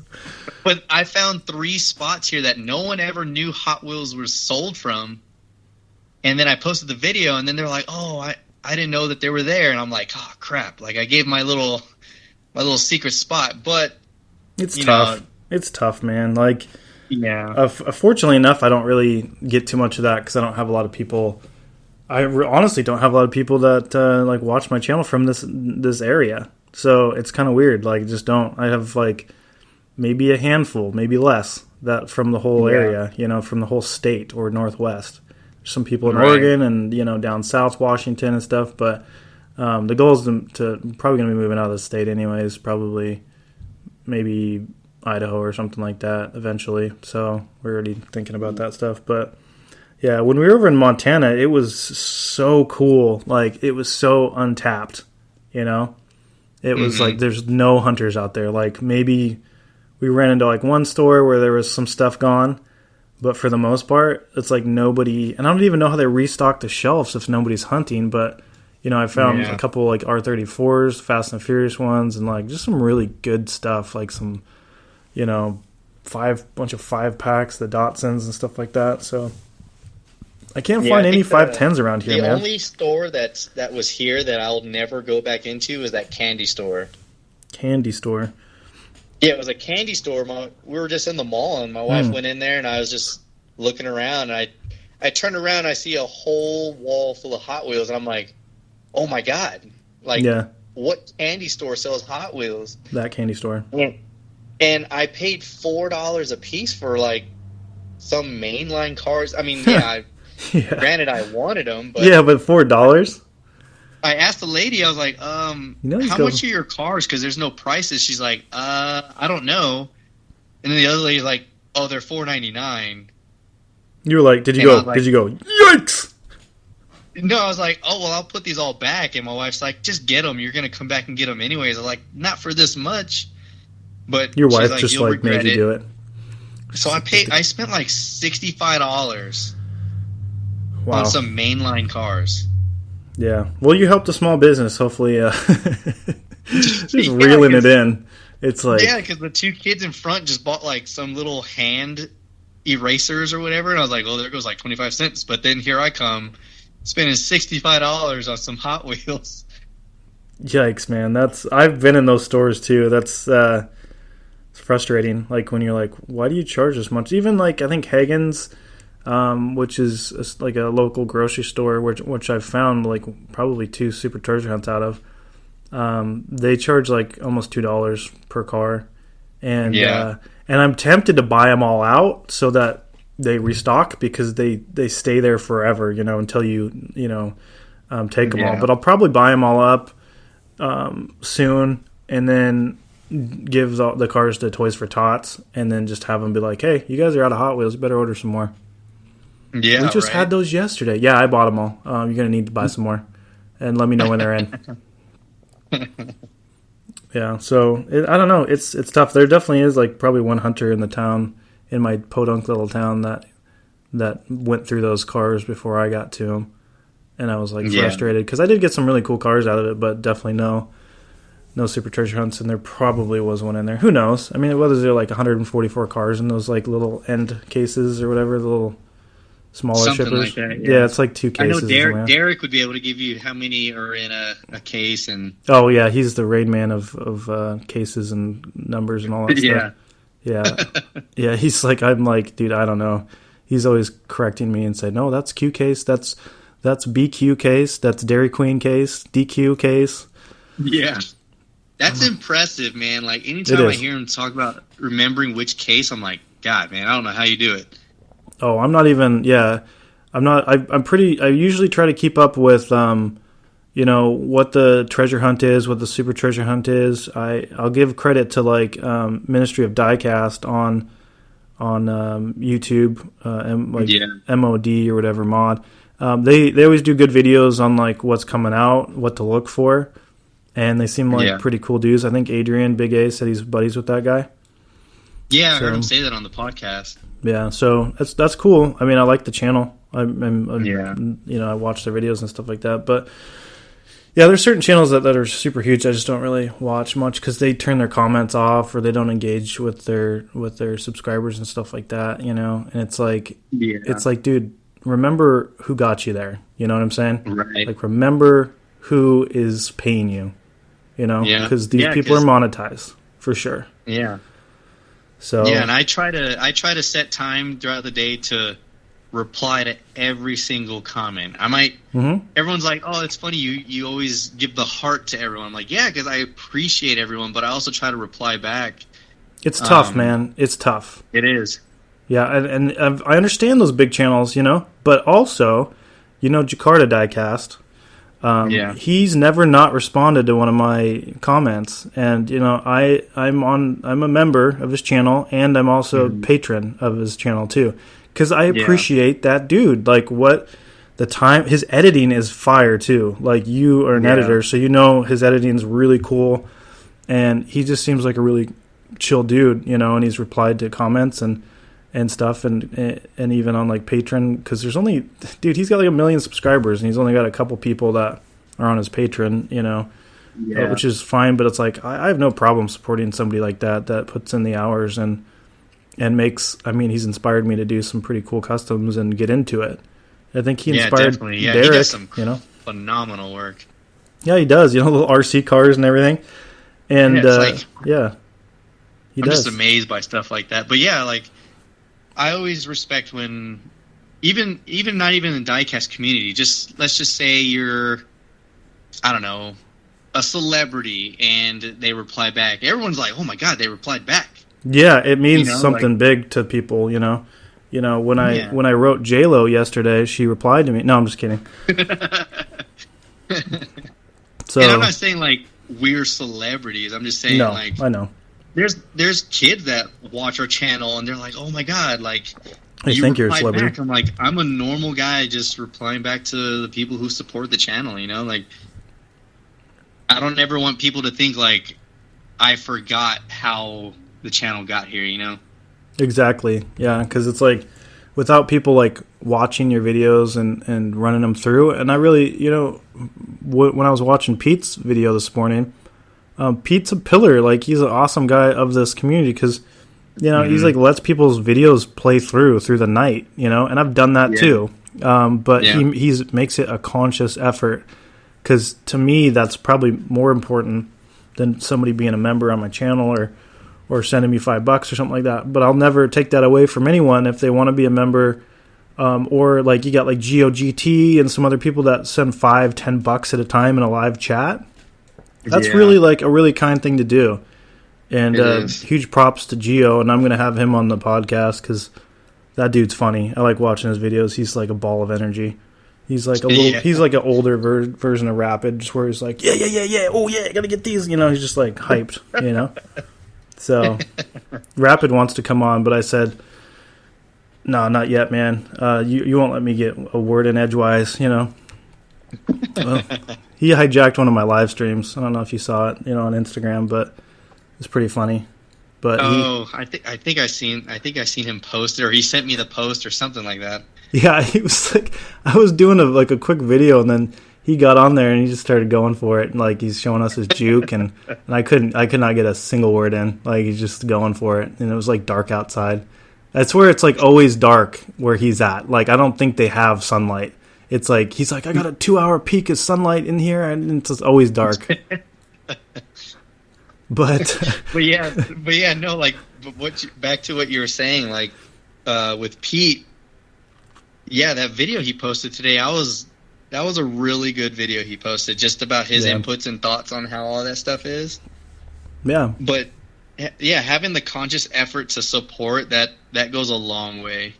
It goes a long way, and like I've said before, like if you're a younger kid, like Rapid and stuff like that, he doesn't have much money, you know, and certain people don't have much money, like they barely, you know, pay the bills and stuff like that. And I've been there. I was there during COVID, you know. It was rough for a lot of us. I was scraping by, like really scraping by. And so, of course, I'm not going to be a member on people's channel during those times. And, or, you know, shoot them $10 on their live stream or whatever. But at the same time, like when you can, like, cool, do it. Or if you can shoot somebody like, you know, a couple bucks or something like that here and there. Like I said, people have no problem paying for, you know, premium cars or a cup of coffee or, you know, $100 super treasure hunt that they just bought online that they shouldn't have. Right. So, you know, it's all relative, but I'm not going to hate on anyone for saying that they don't want to do it or they don't agree with it, because everyone is entitled to their own opinions, but don't go to other channels like Pete was saying and just complain and rag on people and hate on people for doing that, because we're not making a bunch of money, the people that are doing it. I mean, I have like 8 members, and I appreciate every single one of them, but it's not much money, and it just helps go back into the channel and to give more. Yeah. That's all. It helps me give more. That's what I'm here for, to give. Yeah. Yeah, no, I completely agree with it. And that's a good thing that, you know, we touched on that on here so people can see both sides and understand that we're not, even if I were to go membership, which I don't think I will, just because I feel like that's more work for me and I don't really want to. Right. But it's good to see, like, no, we just want to put it right back into the people who support the channel, and people should see both sides like that. Yeah, I mean, I think like for you and I to talk on this too, because you're like, for how much stuff you ship out and stuff like that, people don't. There's a lot of there's a lot of takers out there, right? Whether they even support your channel or not, there's a lot of people that love to kind of take stuff or win giveaways and send me this, send me that, but they don't realize how much money that some of us. I mean, Eddie was talking about it, like about what he does, like because he's not a big channel. He's got like 50 subscribers. He's just starting out, and his goal is not to get big. He doesn't care. Like Hewitts, they don't care. Which is fine. They're just here to be a part of the community.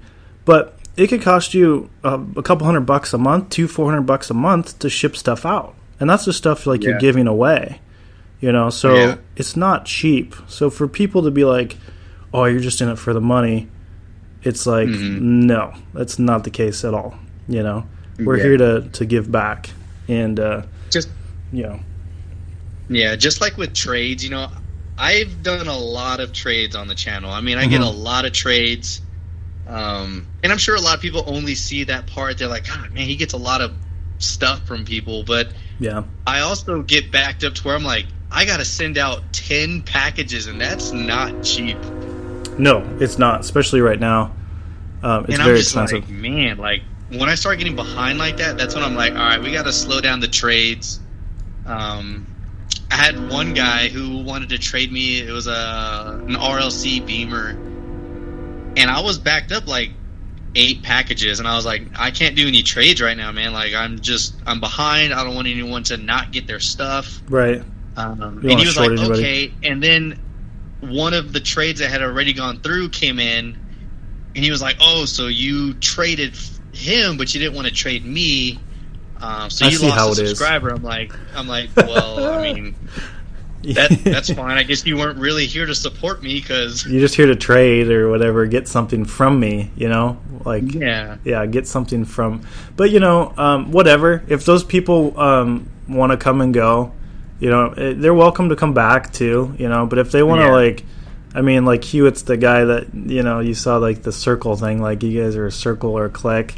Because we didn't go all like his video or subscribe to him, get him 200 subscribers the first day he decided to post a video.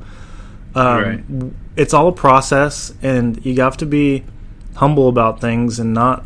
And look at me. You just have to like give back to people and just give, and you'll get stuff too. I'm gonna get packages out of the blue, and just like I'm sure you do, which I don't expect anything from anyone. I don't. Right. But when I get a custom from somebody, like the custom that you sent me, which is amazing, the blue 510 I've got hanging up on the wall. The peace treaty? Yeah, the peace treaty 510. Yeah, so we can stop burning each other's cars. But yeah, for anybody that hasn't seen our videos, kind of back when we first started like becoming buddies and like friendly fire, friendly fire. Yeah. No, but we were like joking around, and he had like lit one on fire or something like that, like because I think I started the war. I was like, I'm gonna burn one of those Mustangs, and you're like, oh yeah, how about this? He's burning he's like burning the 510. I'm like, no, Monica. So so we started this little war thing on cars, burning each other's cars. But that was a peace treaty. The blue 510, pretty sick. So yeah, it's all in good fun, and it's good to cross channels and stuff like that and show each other funny things from each other's channels, tag each other, call each other out, all that stuff, because it brings new people into. I love when new people come into my channels from like your channel or Eddie's channel, or one of my subscribers come over to your channel because I'm mentioning you, because it's like we're all like, it's been pretty cool. Like I think King Nut, Eric, and I like I bumped over 1,000, and like a day or two later he bumped over 1,000 subscribers. So it's like we're all like growing together, but we're not like competing with each other or anything like that. We're not trying to like I'm not counting. I do like to watch my subscribers go up because it's like more people in my small community, like in my my group. It's like, as you say, like it's like it's a small community. It's like welcome. You're part of the family. The Mustang Hunter family. It's also just reassurance that you're doing something right. Yeah, you're not like going backwards or staying stagnant, and your videos are growing and getting more views and stuff like that. But I just like, honestly, when I post videos, I like it more when I have a bunch of comments than I have a bunch of views. You know what I'm saying? Yeah. Like you see everybody's like, pure interaction. Yeah. So it's like, let's say I have 50 comments or 100 comments or whatever, and I only have a couple hundred views. I don't care. It's like, I love the interaction, you know, with my subscribers, the ones that are actually here to support me and have fun, you know, be a part of something bigger.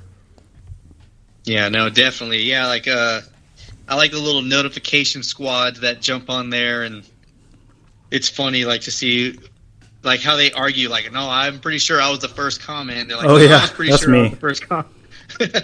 I know Rapid was getting into it with someone one time, like he was like first, and the guy goes, wrong. No, not like, wrong. No, I was first. It's just like arguments over first. I was here first.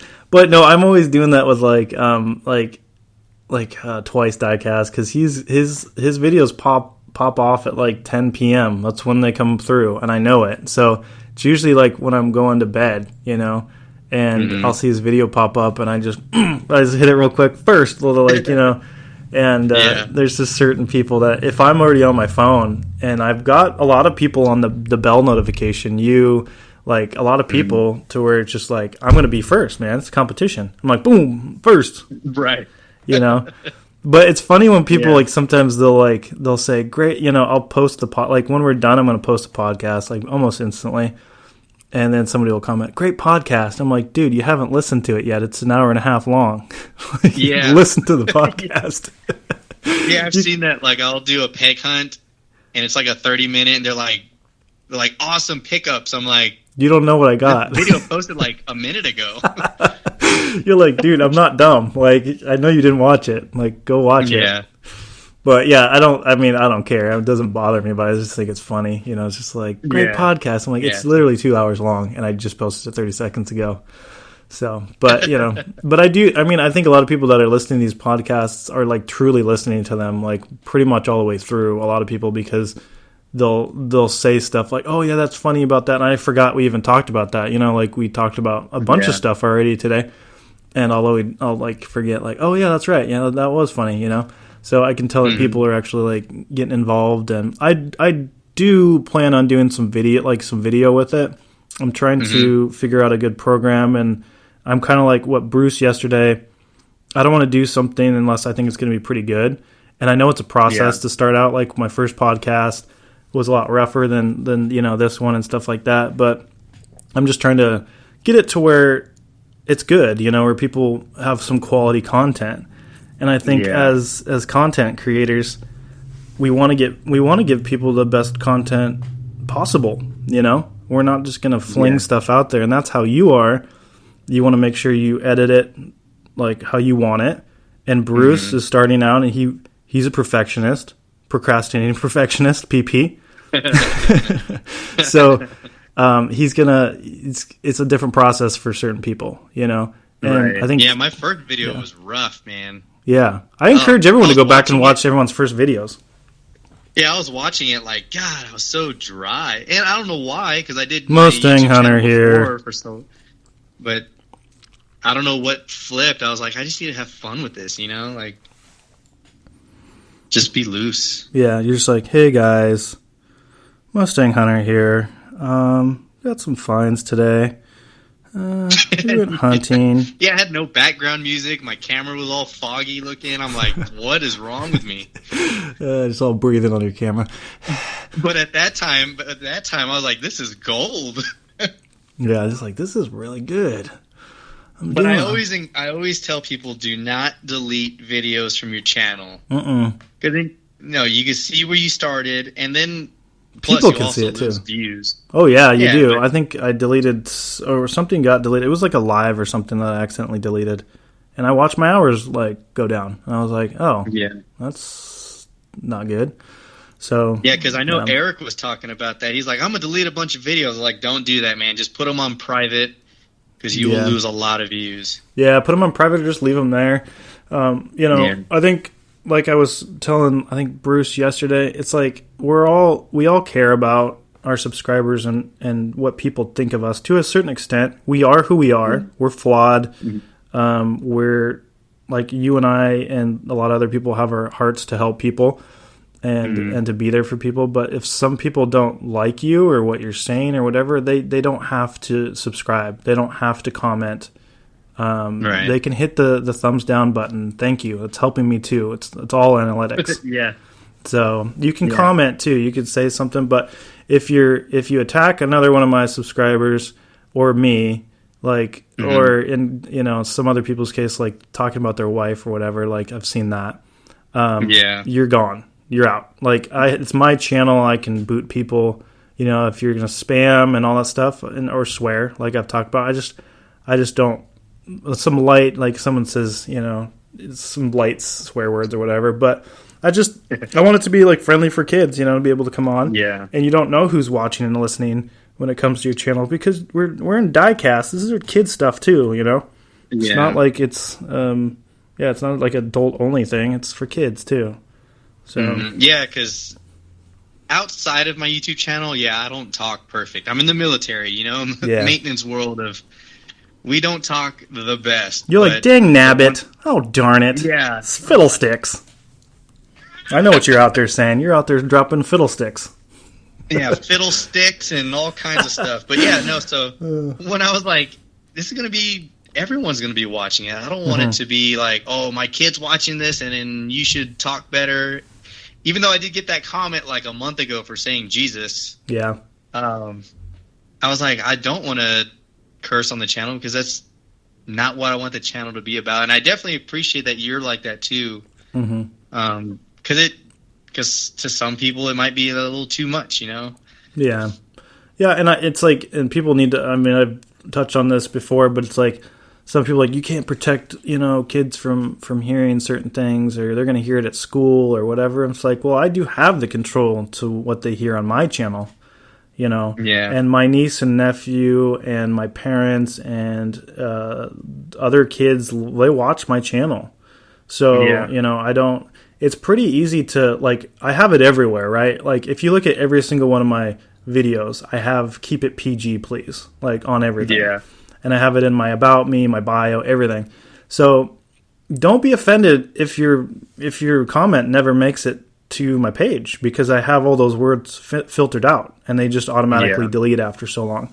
I go in there sometimes to make sure, I have some other things sometimes too, like my channel and stuff like that. I don't people that do self-promotion, but sometimes just regular comments get in there and I just go in there and bring them over. So, but if you're going to come to the channel like and swear and stuff like that, just don't do it on my channel. Go do it on, Naz's channel or something, but because he's Mr. Sailor Mouth Man. He's like, I welcome it. No, and he's like I've said, he's even trying to work on his language like Nas, because he saw that how much he's dropping words and stuff like that. But it's to each their own. Whatever you want to do, it's your own channel. It's America, land of the free for now. But somewhat. But it's just a place where people can kind of come and chill and not have to be like worried or like everyone's going to get offended by certain things, right? And certain people take things the wrong way, so you just gotta, if you have a problem with somebody or what they said, just air it out, just email me. If anyone has a problem with anything I do, like anything I say or my membership thing, they don't like that, email me. Let's talk about it. Like, we can talk about it. And or if you just want to bounce out, that's fine too. So, but yeah, like for people that like threaten, like, oh, you just lost a subscriber, pal. And you're like, okay. It's like, you're like, if you don't want to be here, if you don't want to talk about something and give somebody the opportunity to give it like their perspective, like that's what it's about. Like hearing each other, listening to each other, getting other people's perspectives, and then either moving on or or squashing it, or just agree to disagree, which is no problem for me to do. So no, I completely agree with that. Yeah. Let's see, what else do I got here for you? What's your best advice to somebody starting out on a YouTube channel that wants to like grow it? What's your best advice? What would you do differently if you were to like start over again?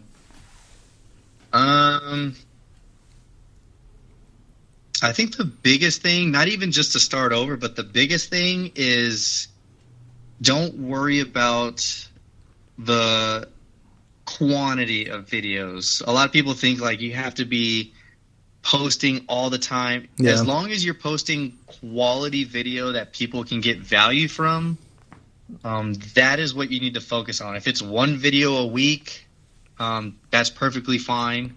Mm-hmm. But don't get caught up in, oh man, I need this many videos or I need this many subscribers. I'm super blessed and thankful for the subscribers I have. Mm-hmm. But even if I was just stuck at 100 subscribers, I'm like, that is 100 loyal people that I know are supporting. So don't get caught up in the number game, and definitely don't forget about quality. That was the biggest thing I learned from having another YouTube channel was, what can I give the viewer that's going to make them want to come back? So that's why I try to give so much information on diecast, what wheel variations, what the name of the color is, or what, I tried to really educate myself, because when I started heavily collecting when COVID started, I didn't know what PR5 wheels were or lace wheels. Oh yeah, you're all Aerodiscs. about the wheels. You know the wheels really well. You're like the Derek of wheels. Like for the cases. And I kept getting called out because I kept calling them wrong. And I was like, you know what? Let me educate myself. That way when people watch, at least they're getting something from me. Like, wow, I didn't know that's what those were called. I didn't know that was a variation, or I didn't know there was this whatever. So the biggest thing is just focus on the quality. That's the biggest thing. Yeah, I think that's great advice. And I think all of us are going to say things wrong and get things wrong, right? Rapid will call me out when I called the Lincoln Continental a Cadillac. Yeah. Oh, yeah. He's on it. Yeah. But if you call him out, he's like, he has not dropped that. Yeah. You won't drop it.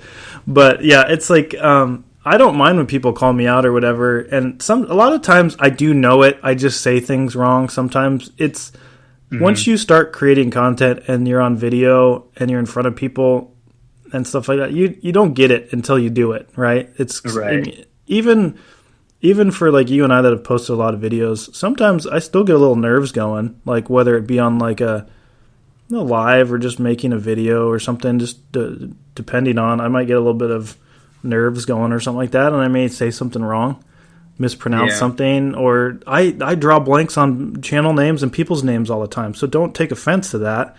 I just get caught up in the moment sometimes. I'm like, gosh, and then it's like, who sent me that car? You probably get that too. You're like, gosh, who sent me that car? I feel horrible 99% of the time because I'm like, I know somebody's, every time I even mention it in a video, like, oh, I just got this car in a mail call, and I don't remember who sent it to me, and I'm like, I feel like the worst person because I should, but as you are, it's hard. I'm just kidding. Yeah, you're a terrible person. You're a terrible human being. Yeah, so and that's why I went back and looked at my first videos because I was trying to figure out, okay, who sent me this one, who sent me that one. I was like, wow, yeah, a lot of I'm just horrible with names. Yeah, I even have trouble with that too. I always appreciate when people write on their notes or on the box like what your channel name is if you have one. Some people don't even put. I mean, a lot of people that send me stuff don't even have like a channel with content on it. They're just sending it because they appreciate me and they like me. I don't know. Maybe they just want me to shut up or something. They're like, here's a box of 510s. Stop posting videos. I'll be like, well, fair enough. Thanks for the 510s. I'll stop posting videos today. So yeah, I mean, fortunately enough, I haven't gotten too many disruptive people, too many haters. I know I have haters. We all do. I know they're talking crap on other channels and stuff like that or whatever. And I see people that just don't come around anymore or whatever. But I truly, I like bringing you and other people on here that are creators to have people hear your, who you are as a person, your side of the story, like what makes you tick, like why you do what you do, because then they have a better understanding of things and there's a lot less confusion and misunderstandings when it comes to like trades or whatever, because you just touched on a lot of that stuff. So if people actually want to like, because, I don't know whether you'll post this on your channel or not, I figure you may, but people can get to know you better through this podcast, and get to know me better, because I'm just, you've listened to my podcast. I just tell you about my days, my life, what I think, and I try to be very open and candid about everything. I'm just trying to be myself, and not somebody else. So if people want to actually take the time and listen to me and figure out who I am, then if that's cool. If they don't, then just don't even hang around, man. Just go find another channel, because if you don't want to put the time in to get to know somebody, then you can't sit there and badmouth them, Yeah. So, and I'm actually super stoked you started this, because I searched for like Hot Wheels podcast before you started. Yeah, I did too. And there was one. Yeah. It was like one episode, and it was from like 8 years ago. 8 years and ago. I was like, nobody has a Hot Wheels podcast. Well, now we have one, and I think we have a great fitting host for it. So thank you. Thanks, man. I appreciate it. I love getting to know people. I love talking to people. I'm pretty good at keeping conversations going. It's been really fun. It's been a blessing to do it. And I love everybody that I've had on. I've got a lot of more people. I want to get Hewitt's on here like nobody's business. Hewitt's, if you're listening, text me back. I don't think he's a busy guy. I think I just texted him yesterday, and he's like, I didn't hear anything. Crickets. All I heard was a smoke detector instead of crickets. I was literally going to say that. Yeah, instead of crickets with Hewitt's, it's just a smoke detector. And then the phone rings. You hear the people running upstairs. The cat. That's the cat. But I love it. I love Hewitt's rawness, and Eddie's like one of my new favorite channels, man. I just watching him like around his garage or in his little workstation, and he doesn't care. He's just just what's up, guys? Just talking to you, and I love those guys. Cool, man. I wish I can be like that. Like just have it open mic, open just raw, but I have to have structure. I don't know if the military did that, but I just need some type of structure in doing things. But I appreciate when people can just get on there and just be them. Well, everybody has their own deal. I love everybody's channels because they're all so different, especially in the diecast community. You may run into other channels like where they're reviewing a Bose speaker, they're reviewing things, and they're the same. They're like a lot the same. They're just like telling you stuff you already know and stuff like that.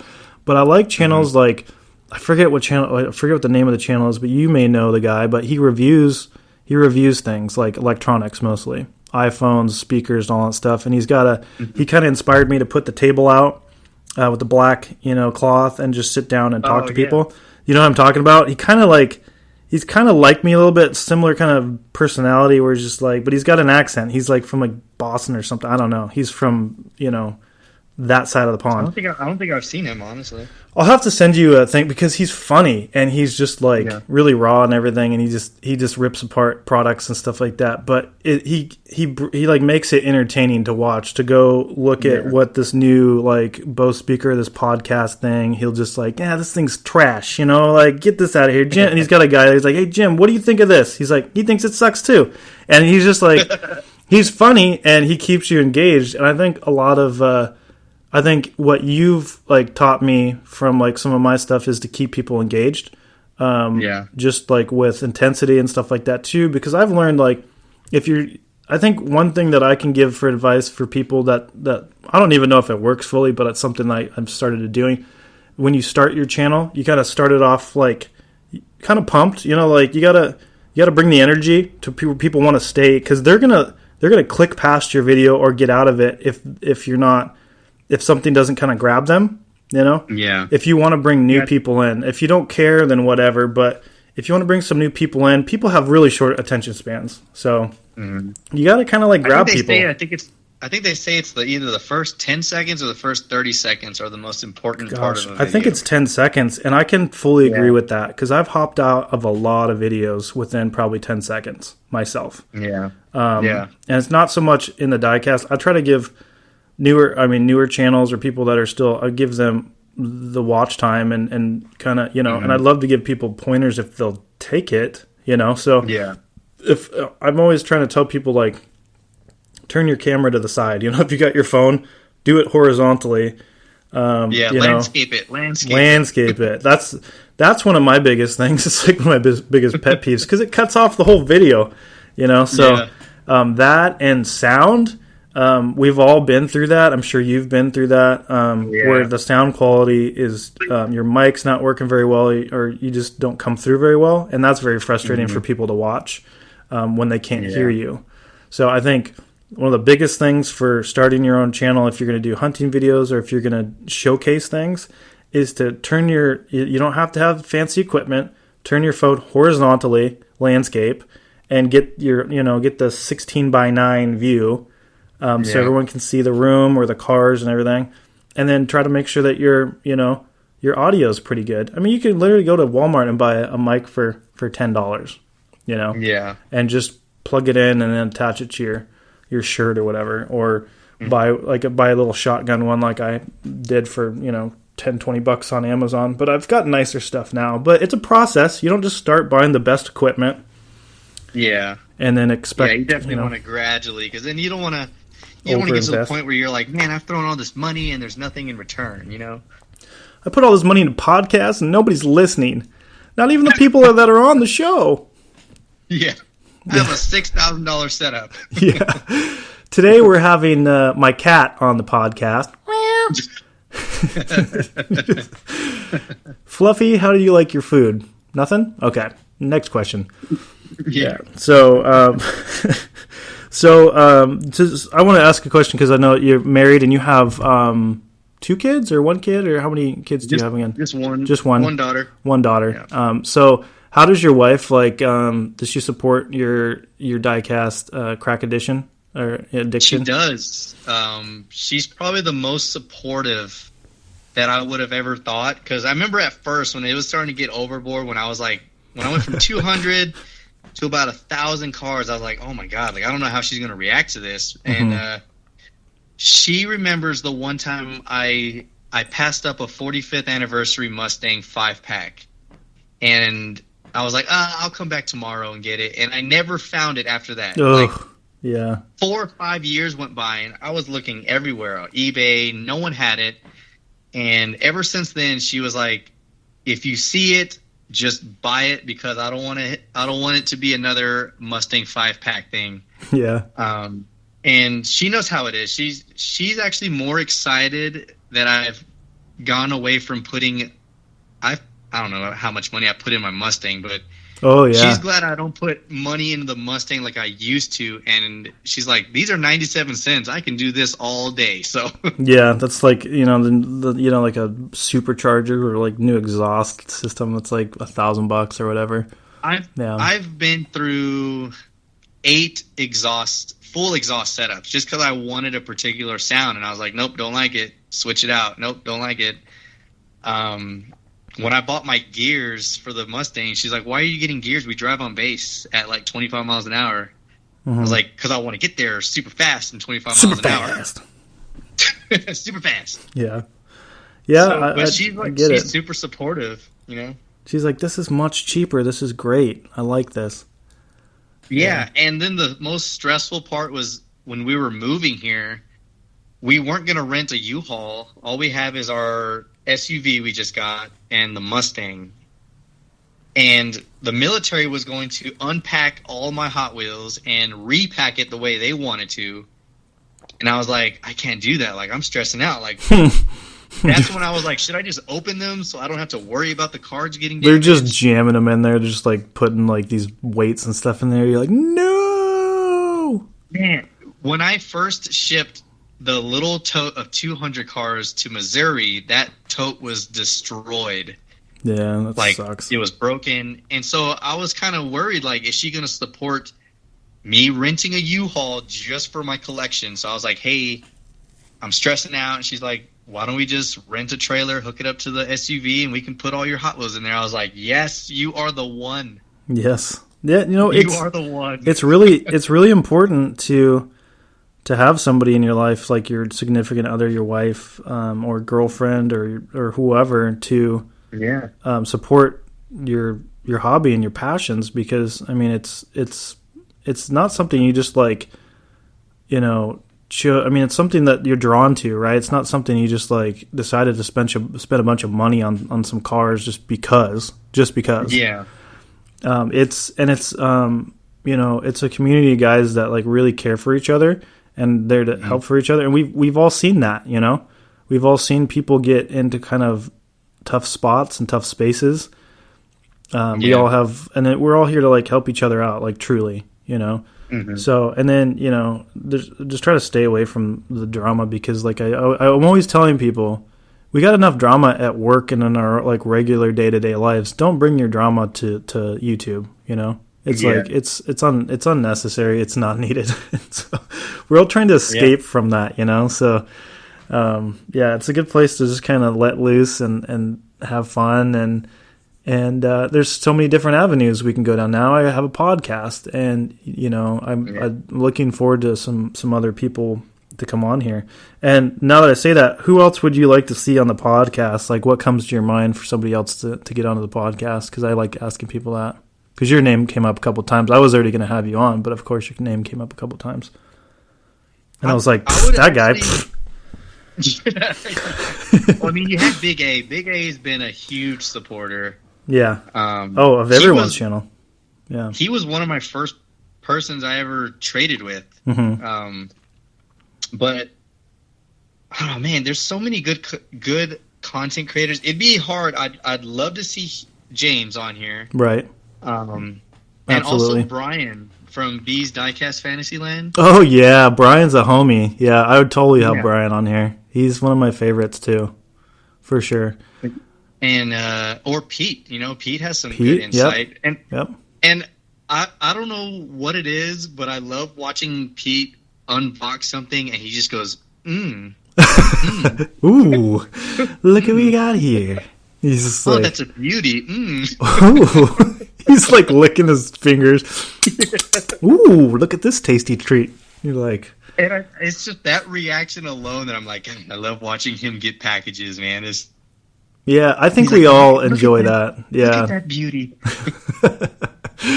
No, there's literally nothing not to like about Pete. He's just a good dude. He's positive, and he's like the peacemaker too. He just like wants everybody to just like everybody get along, everybody to be like chill and happy, and he's thankful for anything that you send him or any words, and that he touches all of like his subscribers' comments. Every single one of them. He's usually on it too. Like if I make a comment, he's on it. Thanks for watching. And everything. Yeah. So so we appreciate Pete. And then who else? Nas. I got to get him on here. Of course, he had a tragedy recently, so we've talked about that. But once he's he can take all the time in the world that he needs, but he'll be on here eventually because we love Nas and he's in my prayers like just constantly like throughout the day. And King Nut would be good too. Eric, I was just thinking about him today, getting him on here because I mean he's fun too. He's I think how long has he been collecting for? Just a couple of years or? I think a year. A year. So he's a fairly new collector, but he's like really dived into it. Just like face first. Yeah, he's definitely dove in pretty hard. He messaged me not too long ago about, I think it was Q Case dropping, and he was like, I let you down. I missed the drop. He's like, I only found 2 cars. Yeah. But he's so like you talk about Pete and his reactions. His reactions are so good when he unboxes things. Gosh, like I don't expect anyone to do a video when I send them stuff. I'll say that right now.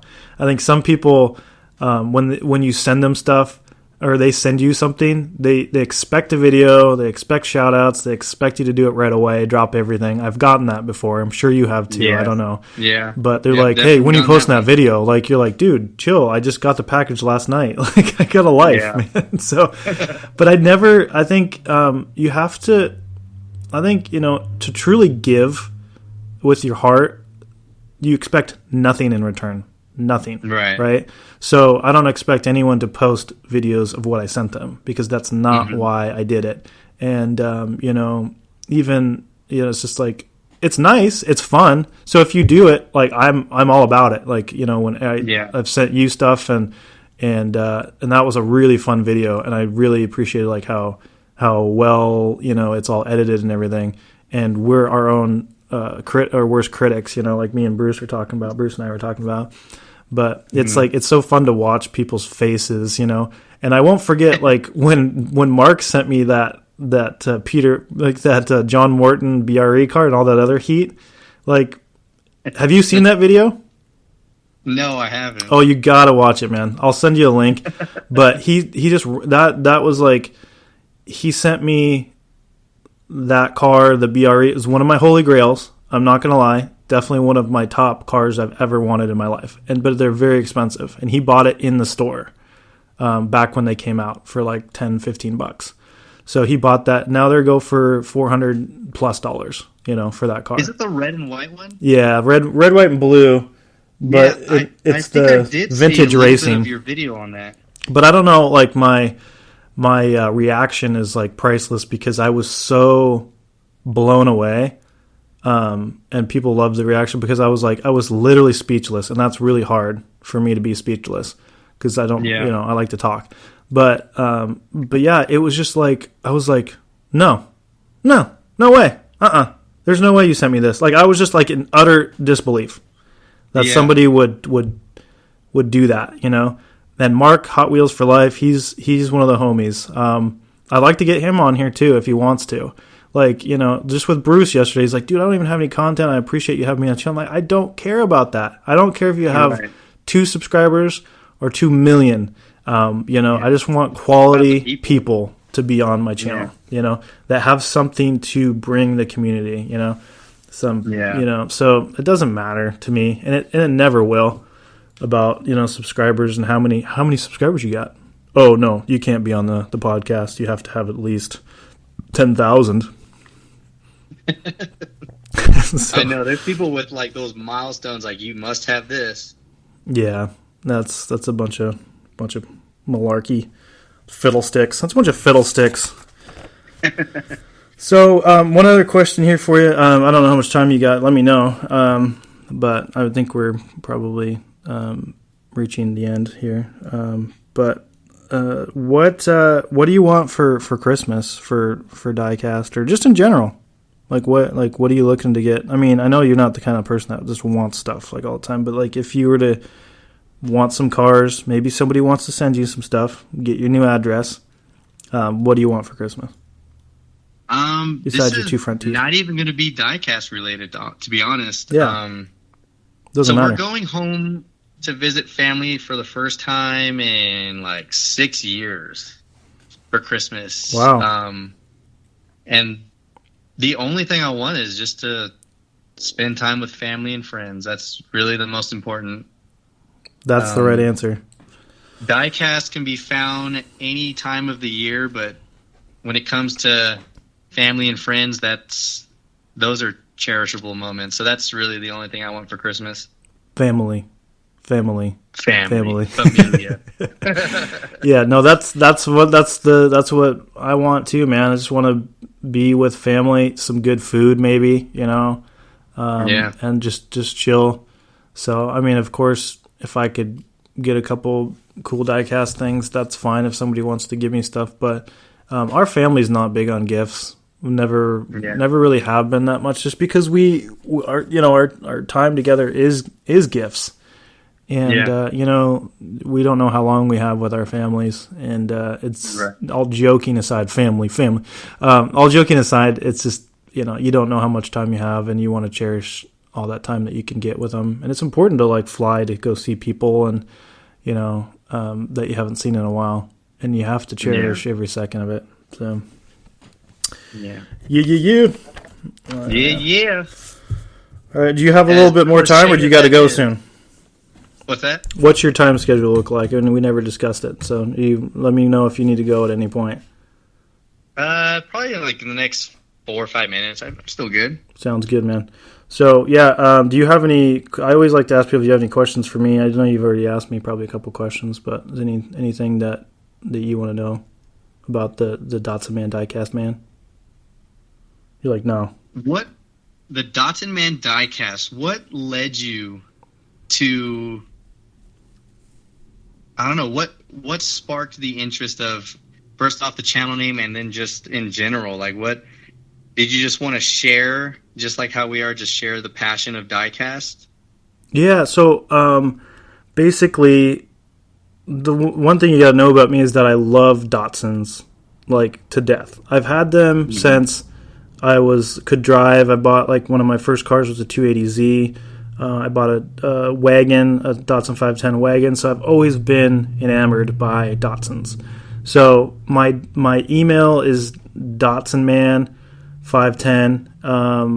I've got my usernames are all Datsun Man. Like, I've been Datsun Man for forever in my own mind because I use that for everything. So when I really got into diecast is when I realized there was a bunch of 510s. Like, as soon as I realized like how many there were and how people were going so crazy on them, like, I was like, I gotta...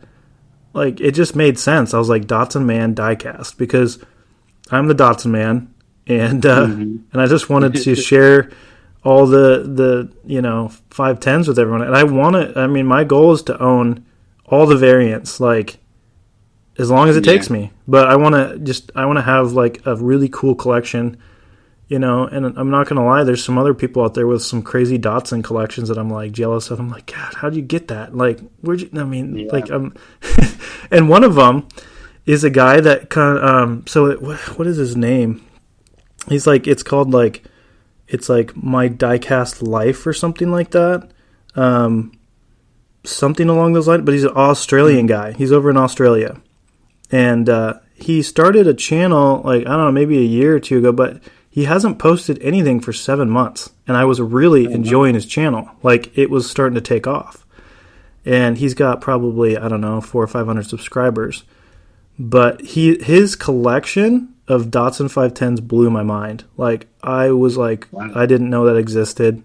How did you get that? Like, and he was just nonchalantly had all the BRE ones that are going for like $1,000, like the Spectre Flame one. He's like, yeah, I've got this one right here, and I've got like all of these. He's just like, and he's just a cool dude, just like cut off shirt, kind of like Hewitt's, just got the sleeveless shirt going on.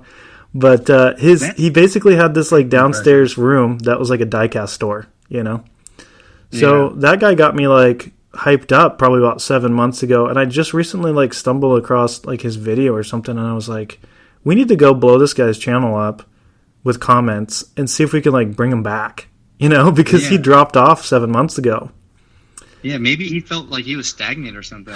I don't know, man. It's possible he either had some family issues or maybe illness, or who knows what people's circumstances are. But I think we should. I'm going to post his video probably in the next couple of days, like his 510 video or whatever his collection is. Have people go blow him up and see if maybe we can like bring him back. Maybe get so many notifications or emails or something that he's like, right, I need to come back, because I got really excited when I saw his channel. I found it, and I think we've all been there where we've found somebody's channel and you get really excited about what's to come, right? Yeah. Yeah. And then you see it kind of it drop off and you're like, dang, what happened there? There's a lot of potential here. But I mean, who knows? Who knows what happened? But yeah, that guy really inspired me to start getting more rare 510s, And I don't know if do you know like much about the 510s and how much they go for and all that stuff? Like, have you looked into any of that, or?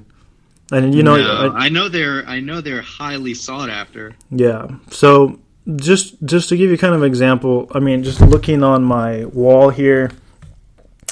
So you've got the Super Treasure Hunt Super from 2014. That goes for anywhere between $350 to $700 for that car. Jeez. Yeah, and it was sold for $1 in the store.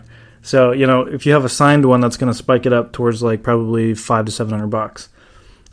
And then you have the pink one, which was I think a RLC. It's like a Spectre Flame Pink. Those go for $400 to $500 right now.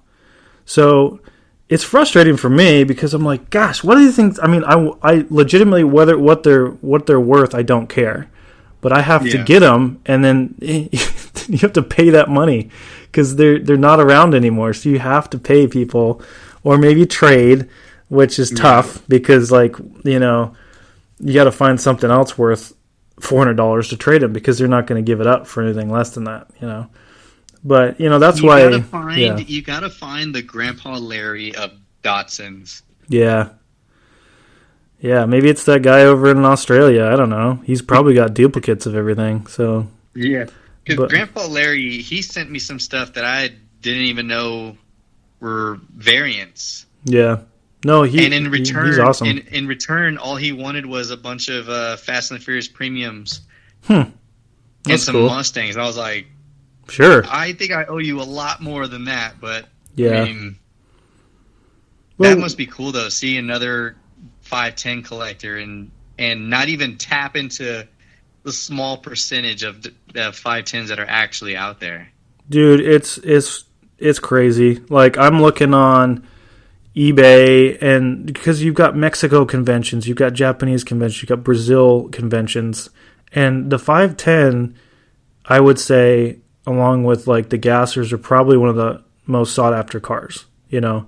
Yeah. Of course there's a bunch of Porsches and other stuff that are sought after, red lines, the older cars, but when it comes to the 510s and like the gassers, like some of those convention cars, they go for mad money. They go for crazy money, and people love to scalp the 510s. But, you know, in my eyes, I love that people are so passionate about the 510s because no one knew what a 510 was before Hot Wheels came out with 510s.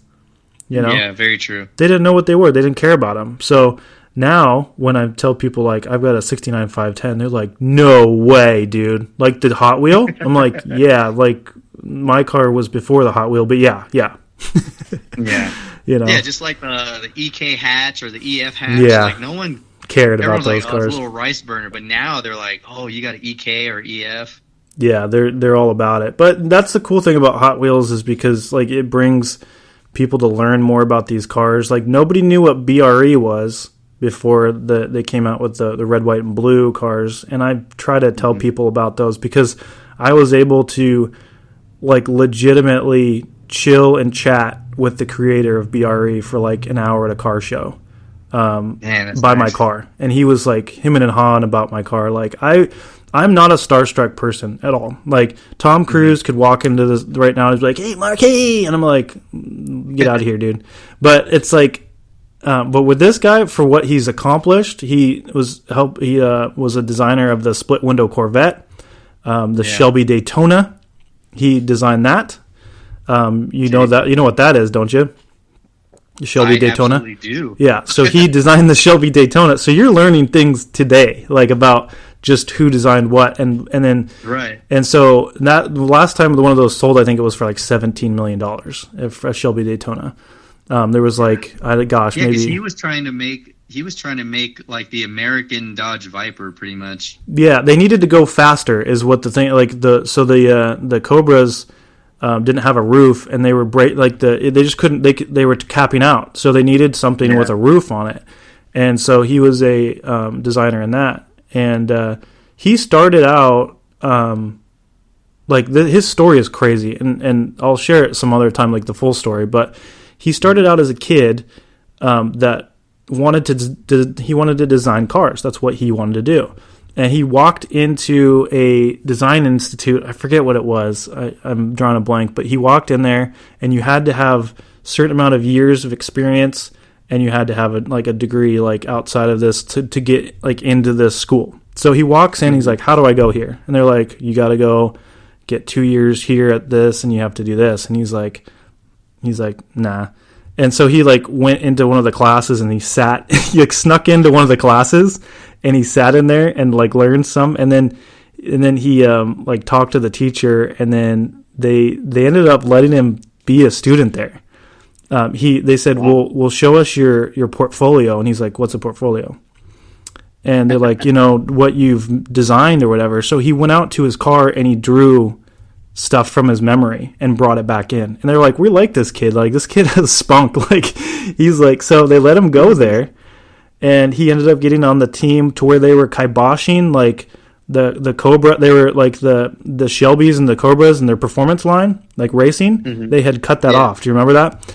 And so I think like Ayatollah came in there or whatever and was like, we're doing racing again. And so they basically had them, their class was like downstairs in this abandoned room, and they were doing like this secret kind of project because they were doing it under wraps. They didn't want like the higher ups to know about it or whatever. So they were designing the Cobra, like the not the Cobra, but the Shelby Daytona. They were doing the split window, I think, at that time, the Corvette split window. But so he designed it, and yeah, they ended up picking his over this other guy, and yeah, the rest is history. But then he split off from Shelby, and then he did BRE, which is Brock Racing Enterprises. So the guys, like, his stories were like mesmerizing. I remember listening to the guy for like 2 hours straight or more, and I had a migraine. Mm-hmm. I had like this crazy migraine headache, but I couldn't stop listening to this guy. So yeah, the next day after I hear this guy's story, and I didn't know all this about him, I knew what BRE was, kinda. But once I realized like who this guy was and his, what he's done and like all the cars that I love, I'm at the car show the next day. We and this is all down in Canby, Oregon. We'd have it's called Canby. It's our car show that we had for Datsuns every year. There'd be a couple hundred 510s, Z's, all kinds of Datsuns, Roadsters. And so next day he's there at the car show, but I didn't realize, like, my buddy's like, psst, look behind you or whatever, and he's standing there and he's like walking around my car, and he's like, oh, is this your car? This thing is beautiful. And he's like, oh, what'd you do here? And I love this here. And I'm just like, I'm kind of like, I'm at awe, because I'm like, this guy, like, he's seen he's seen thousands of 510s in his life. He's been inundated with 510s. So I'm like, for this guy to like take the time to like say how cool my car was, I was blown away. He signed my dashboard, my glove box with like a silver pen, and then we sat and talked there like with him and his wife for like probably a good 45 minutes, an hour, about whatever, BRE racing. We talked about GTR because I had brought the GTR, my buddy drove it down. So he told me all these things about the GTR I didn't know either, because he's got friends at Nissan. So he was like, oh yeah, that engine. He told me all this stuff. I was like, oh wow, I didn't know any of that stuff. So yeah, it's awesome. Like, being a car guy and meeting new people and being able to be a part of, like, to meet that guy and to chat with him. And he was so humble, such a humble dude. And that's why I liked him. That's why I was a little bit starstruck, because a lot of those celebrities out there, they're not humble people, Yeah. You can't sit down and have a conversation with them. But he was heading over to the Nürburgring for like some BRE racing over there. Like the next day, he's like, "Yeah, we got to get over the Nürburgring." And I was like, "What?" It's like, "Take me with." Awesome, dude. Like, yeah, yeah. So I wish there was Carroll Shelby still around and have a chit chat and all that stuff. Well, it's funny because it's Carroll Shelby actually did him really dirty. Really? He talks about it, yeah. I mean, Carroll Shelby, like, I think he still, I mean, he has respect for the guy. He worked for him, and he kind of groomed him. But he was just kind of, I think a lot of people, he's cutthroat, He just, like, number one. Like, but he accomplished a lot, and he was quite the character and everything. But he actually had taken it, so that, the 2000 GT, the Toyota 2000 GT, the little sports car. So Peter Brock had gotten a signed agreement from Toyota that they were going to race those cars. And so he was going to go pick those cars up. And when he got there, they were gone. And he goes, "Where's the cars at?" And they go, "Oh, we gave them to Carroll Shelby." And he goes, "What? I have a signed agreement here that we're going to race those cars." He's like, so they said, "Oh, well, we decided to go with him," or whatever. So he calls up Carroll Shelby. And he's like, "I got the cars. What do you want to do?" Like, he's just like, "Sorry, I don't know what to tell you." And he was like, "Oh, okay, it's like that, huh?" And he's like, "Yeah." Wow. So Peter Brock he went to Nissan, Datsun at the time, and he's like, hey, I heard about this 240Z. What are you guys going to do with it? He went to the American version, like in Nissan USA. He said, what are you guys doing with that car? I want to race it. They said, nah, we're not interested. We don't know what we're going to do with that car. And he's like, I really want to race it. You guys interested? They're like, no. They blew him off completely. So he knew he had contacts over in Japan with Datsun / Nissan. He said, can I race this car? What are you guys going to do? They said, yeah. Let's race it. So they gave him everything he needed to go race the 240Z. And that's how he started out, was with the 240Z. And then I think they raced the Fair Ladies and stuff like that, the Roadsters.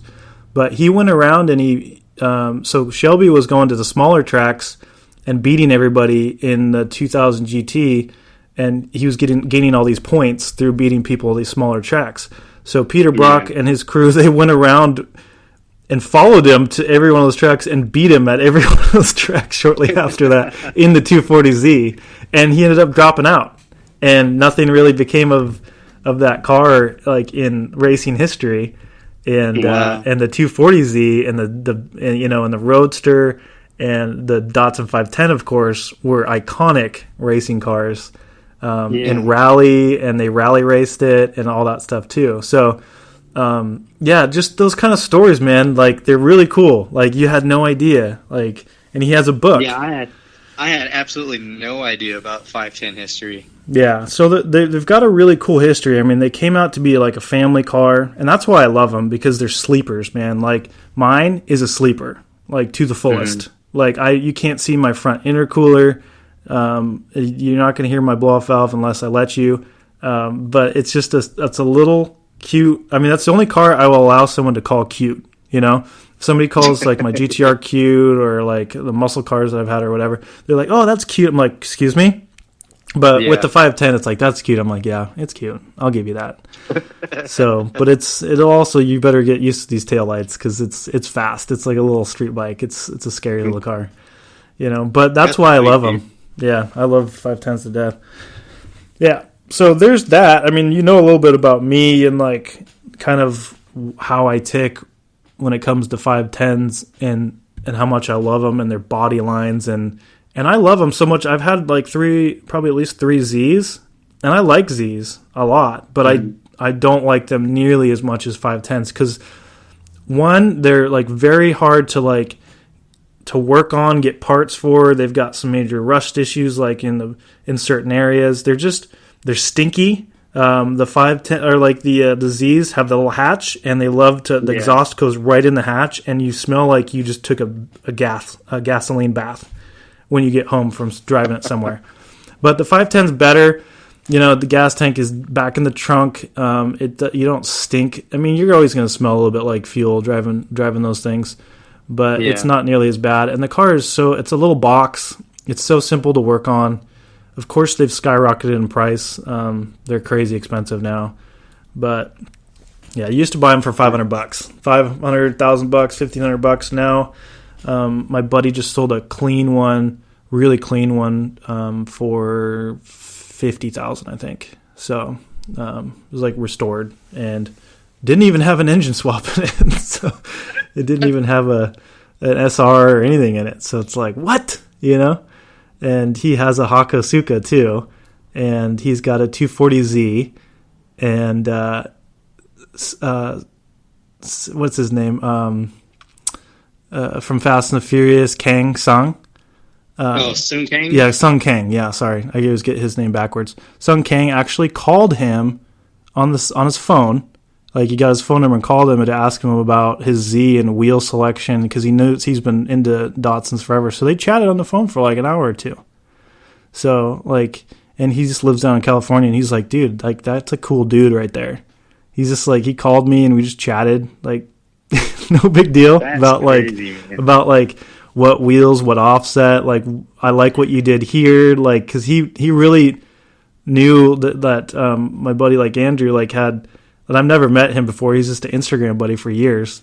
But we've always had that common interest of Datsuns and stuff, and just been buddies over the years. And he said, yeah, I just talked to him a couple days ago. I was like, that's wild, man.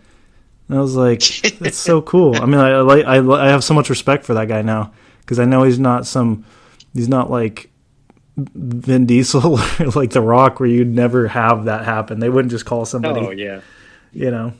So they'd be like, you could talk to my manager, or my assistant will leave a note. Yeah, exactly. Yeah. So yeah, it's the Datsun. I mean, Datsun guys they're unique people, but they're really cool. But yeah. All right, man. I'll let you. You just made me want to do a lot of research on this thing. That's like, yeah. There's a book. I have more. I think I have a little bit more respect for the 510s now. Oh yeah, man. The 510s, like, their racing pedigree is pretty crazy. John Morton, one of the guys that drove it, I met him. I got to talk to him for the year before I actually met him. And I really regret I wasn't actually deeply into Hot Wheels at that time. I just had a few. That was probably, I don't know, like 7 years ago or something like that. But I really wish that I had a Hot Wheel that I could have had him sign, because both those guys will sign stuff no problem and without trying to charge anything. So they signed like my dashboard, Peter Brock. But they also were giving away. They did a raffle and they had like BRE jackets, and I was just like, I want to win that jacket so bad. Like I didn't win anything, but I usually win things for raffles. So it was like, dang it, because I'm always like really lucky when it comes to winning raffles, but not those years. But yeah, it was just an honor to be able to chat with the legend, literally like a legend to me. I mean, for like somebody that's accomplished so much, that's so humble about it. That's just like, I did this, I did that, but he's not like, look at me. He's just like, this is something that I was passionate about. And he was just the kind of person that said, I'm going to do this, this is what he wants to do. He was also like he was a world champion designer of what are those hang gliders. So he goes off and like, he's like, he runs into some hippie dudes out in the dunes.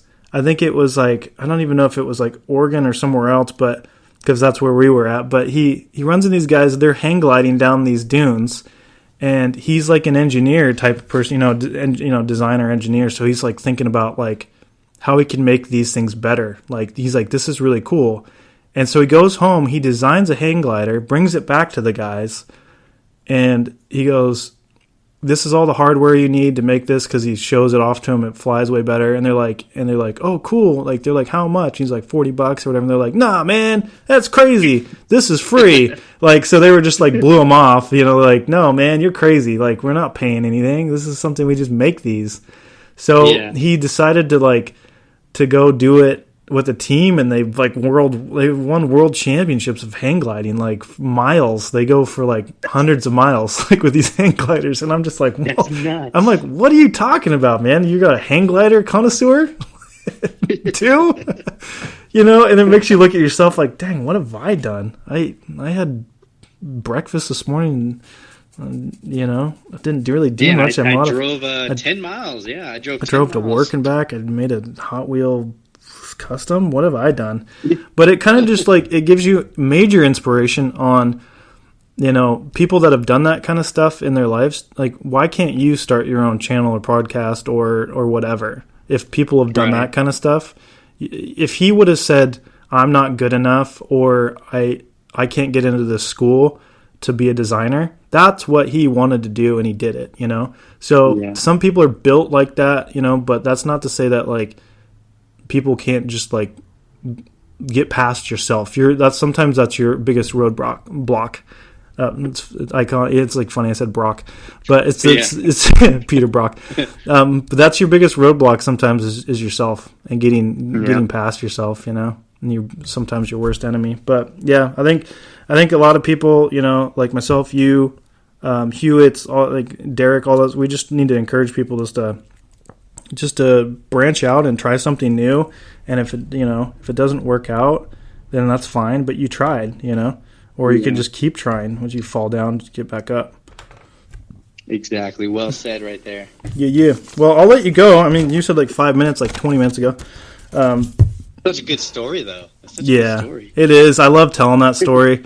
I don't do it as much justice as when he told it, but I'd like to read his book. He's got a book, so if you ever want to, I forget what it's called. Let me see if I can look it up, but it's Peter Brock. He has his own racing book on BRE, and I know that he has his own website. It's like Peter Brock Racing Enterprises, BRE.com or something. You can buy signed Hot Wheels on there, I think, or some other diecast and jackets and all kinds of stuff. So, and then you can buy his book, of course, which I still need to read. So I'm sure it's very good. Man. That's wild, dude. It's a wild story, man, and I'm just scratching the surface of it, But it's 510s aren't just all those little racing cars that you see, like all those BRE cars and a lot of them with livery. Like they legitimately, like those little safari ones, with the lights on top, the Matchbox ones. Yeah. Those things were out there just like killing it. Their stories were crazy. Like they would bust an axle and makeshift one back on the car to keep going. Like they were like not gonna lose. Like nothing was gonna stop these guys. Yeah. And you hear these like rally stories, and they're just like nuts. And it's crazy. But like when it comes to like that Shelby Daytona, he said like they're not like new Indy cars, right? Like they have all these electronics. They have people talking in their ears. Okay, you're gonna want to take a right up here. Oh, you need to slow down. You got somebody on your tail. There was none of that. So they had to count. To hit 150 miles an hour, 180 or whatever, they had to count to where they knew the turn was, or else if they didn't, they'd run into the wall because they couldn't see that well. They had these little crappy halogen lights. So these dudes like are just counting. Like they have this system, like they have to count and, pray to God their brakes don't fail and stuff like that. The GT40s, like we've all seen like Ford versus Ferrari. It's the same kind of aspect, But those guys were G's, man. Like they're crazy, on how they raced. So, all right. Anyways, sorry, you got me all riled up. You're good, man. So yeah, is there anything else you wanted to touch on before we end this beautiful podcast? Dude, we touched on so much stuff, man. I can't think of anything. All right, cool. Me neither. So yeah, I appreciate you coming on, man. It's been a pleasure having you, and it's always good to get good people from the community that are like-minded, pretty much on the channel.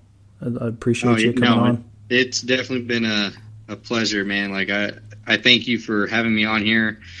Like I said, man, don't stop doing this. It's great that you're starting it up, and there's so much more to come from you and other people that are going to be on here. Yeah, I appreciate that. Yeah, I'm staying strong. I mean, I'm just trying to post every couple of days. I've even, posted while I'm like riding along in the car and Kimber's driving and I'm like doing a podcast. That's how dedicated I am, And I can like, it bugs me because I can hear like rain on the roof of the car or whatever. But like, I'm just like, I got content to bring to these people. That's awesome, dude. Yeah, man. All right. Well, you have a great, blessed Sunday, and I'll see you in my comments, and I'll be commenting on your stuff, and I won't be burning any Mustangs anytime soon.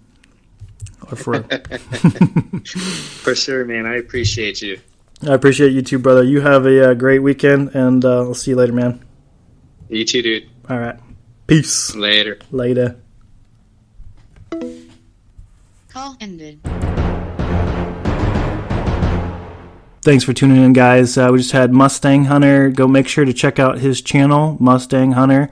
One of the great channels out there for hunting for diecast Mustangs, and he has made my banner and been a great part of our community. So check him out. Y'all have a blessed weekend. I'll see you in the next podcast.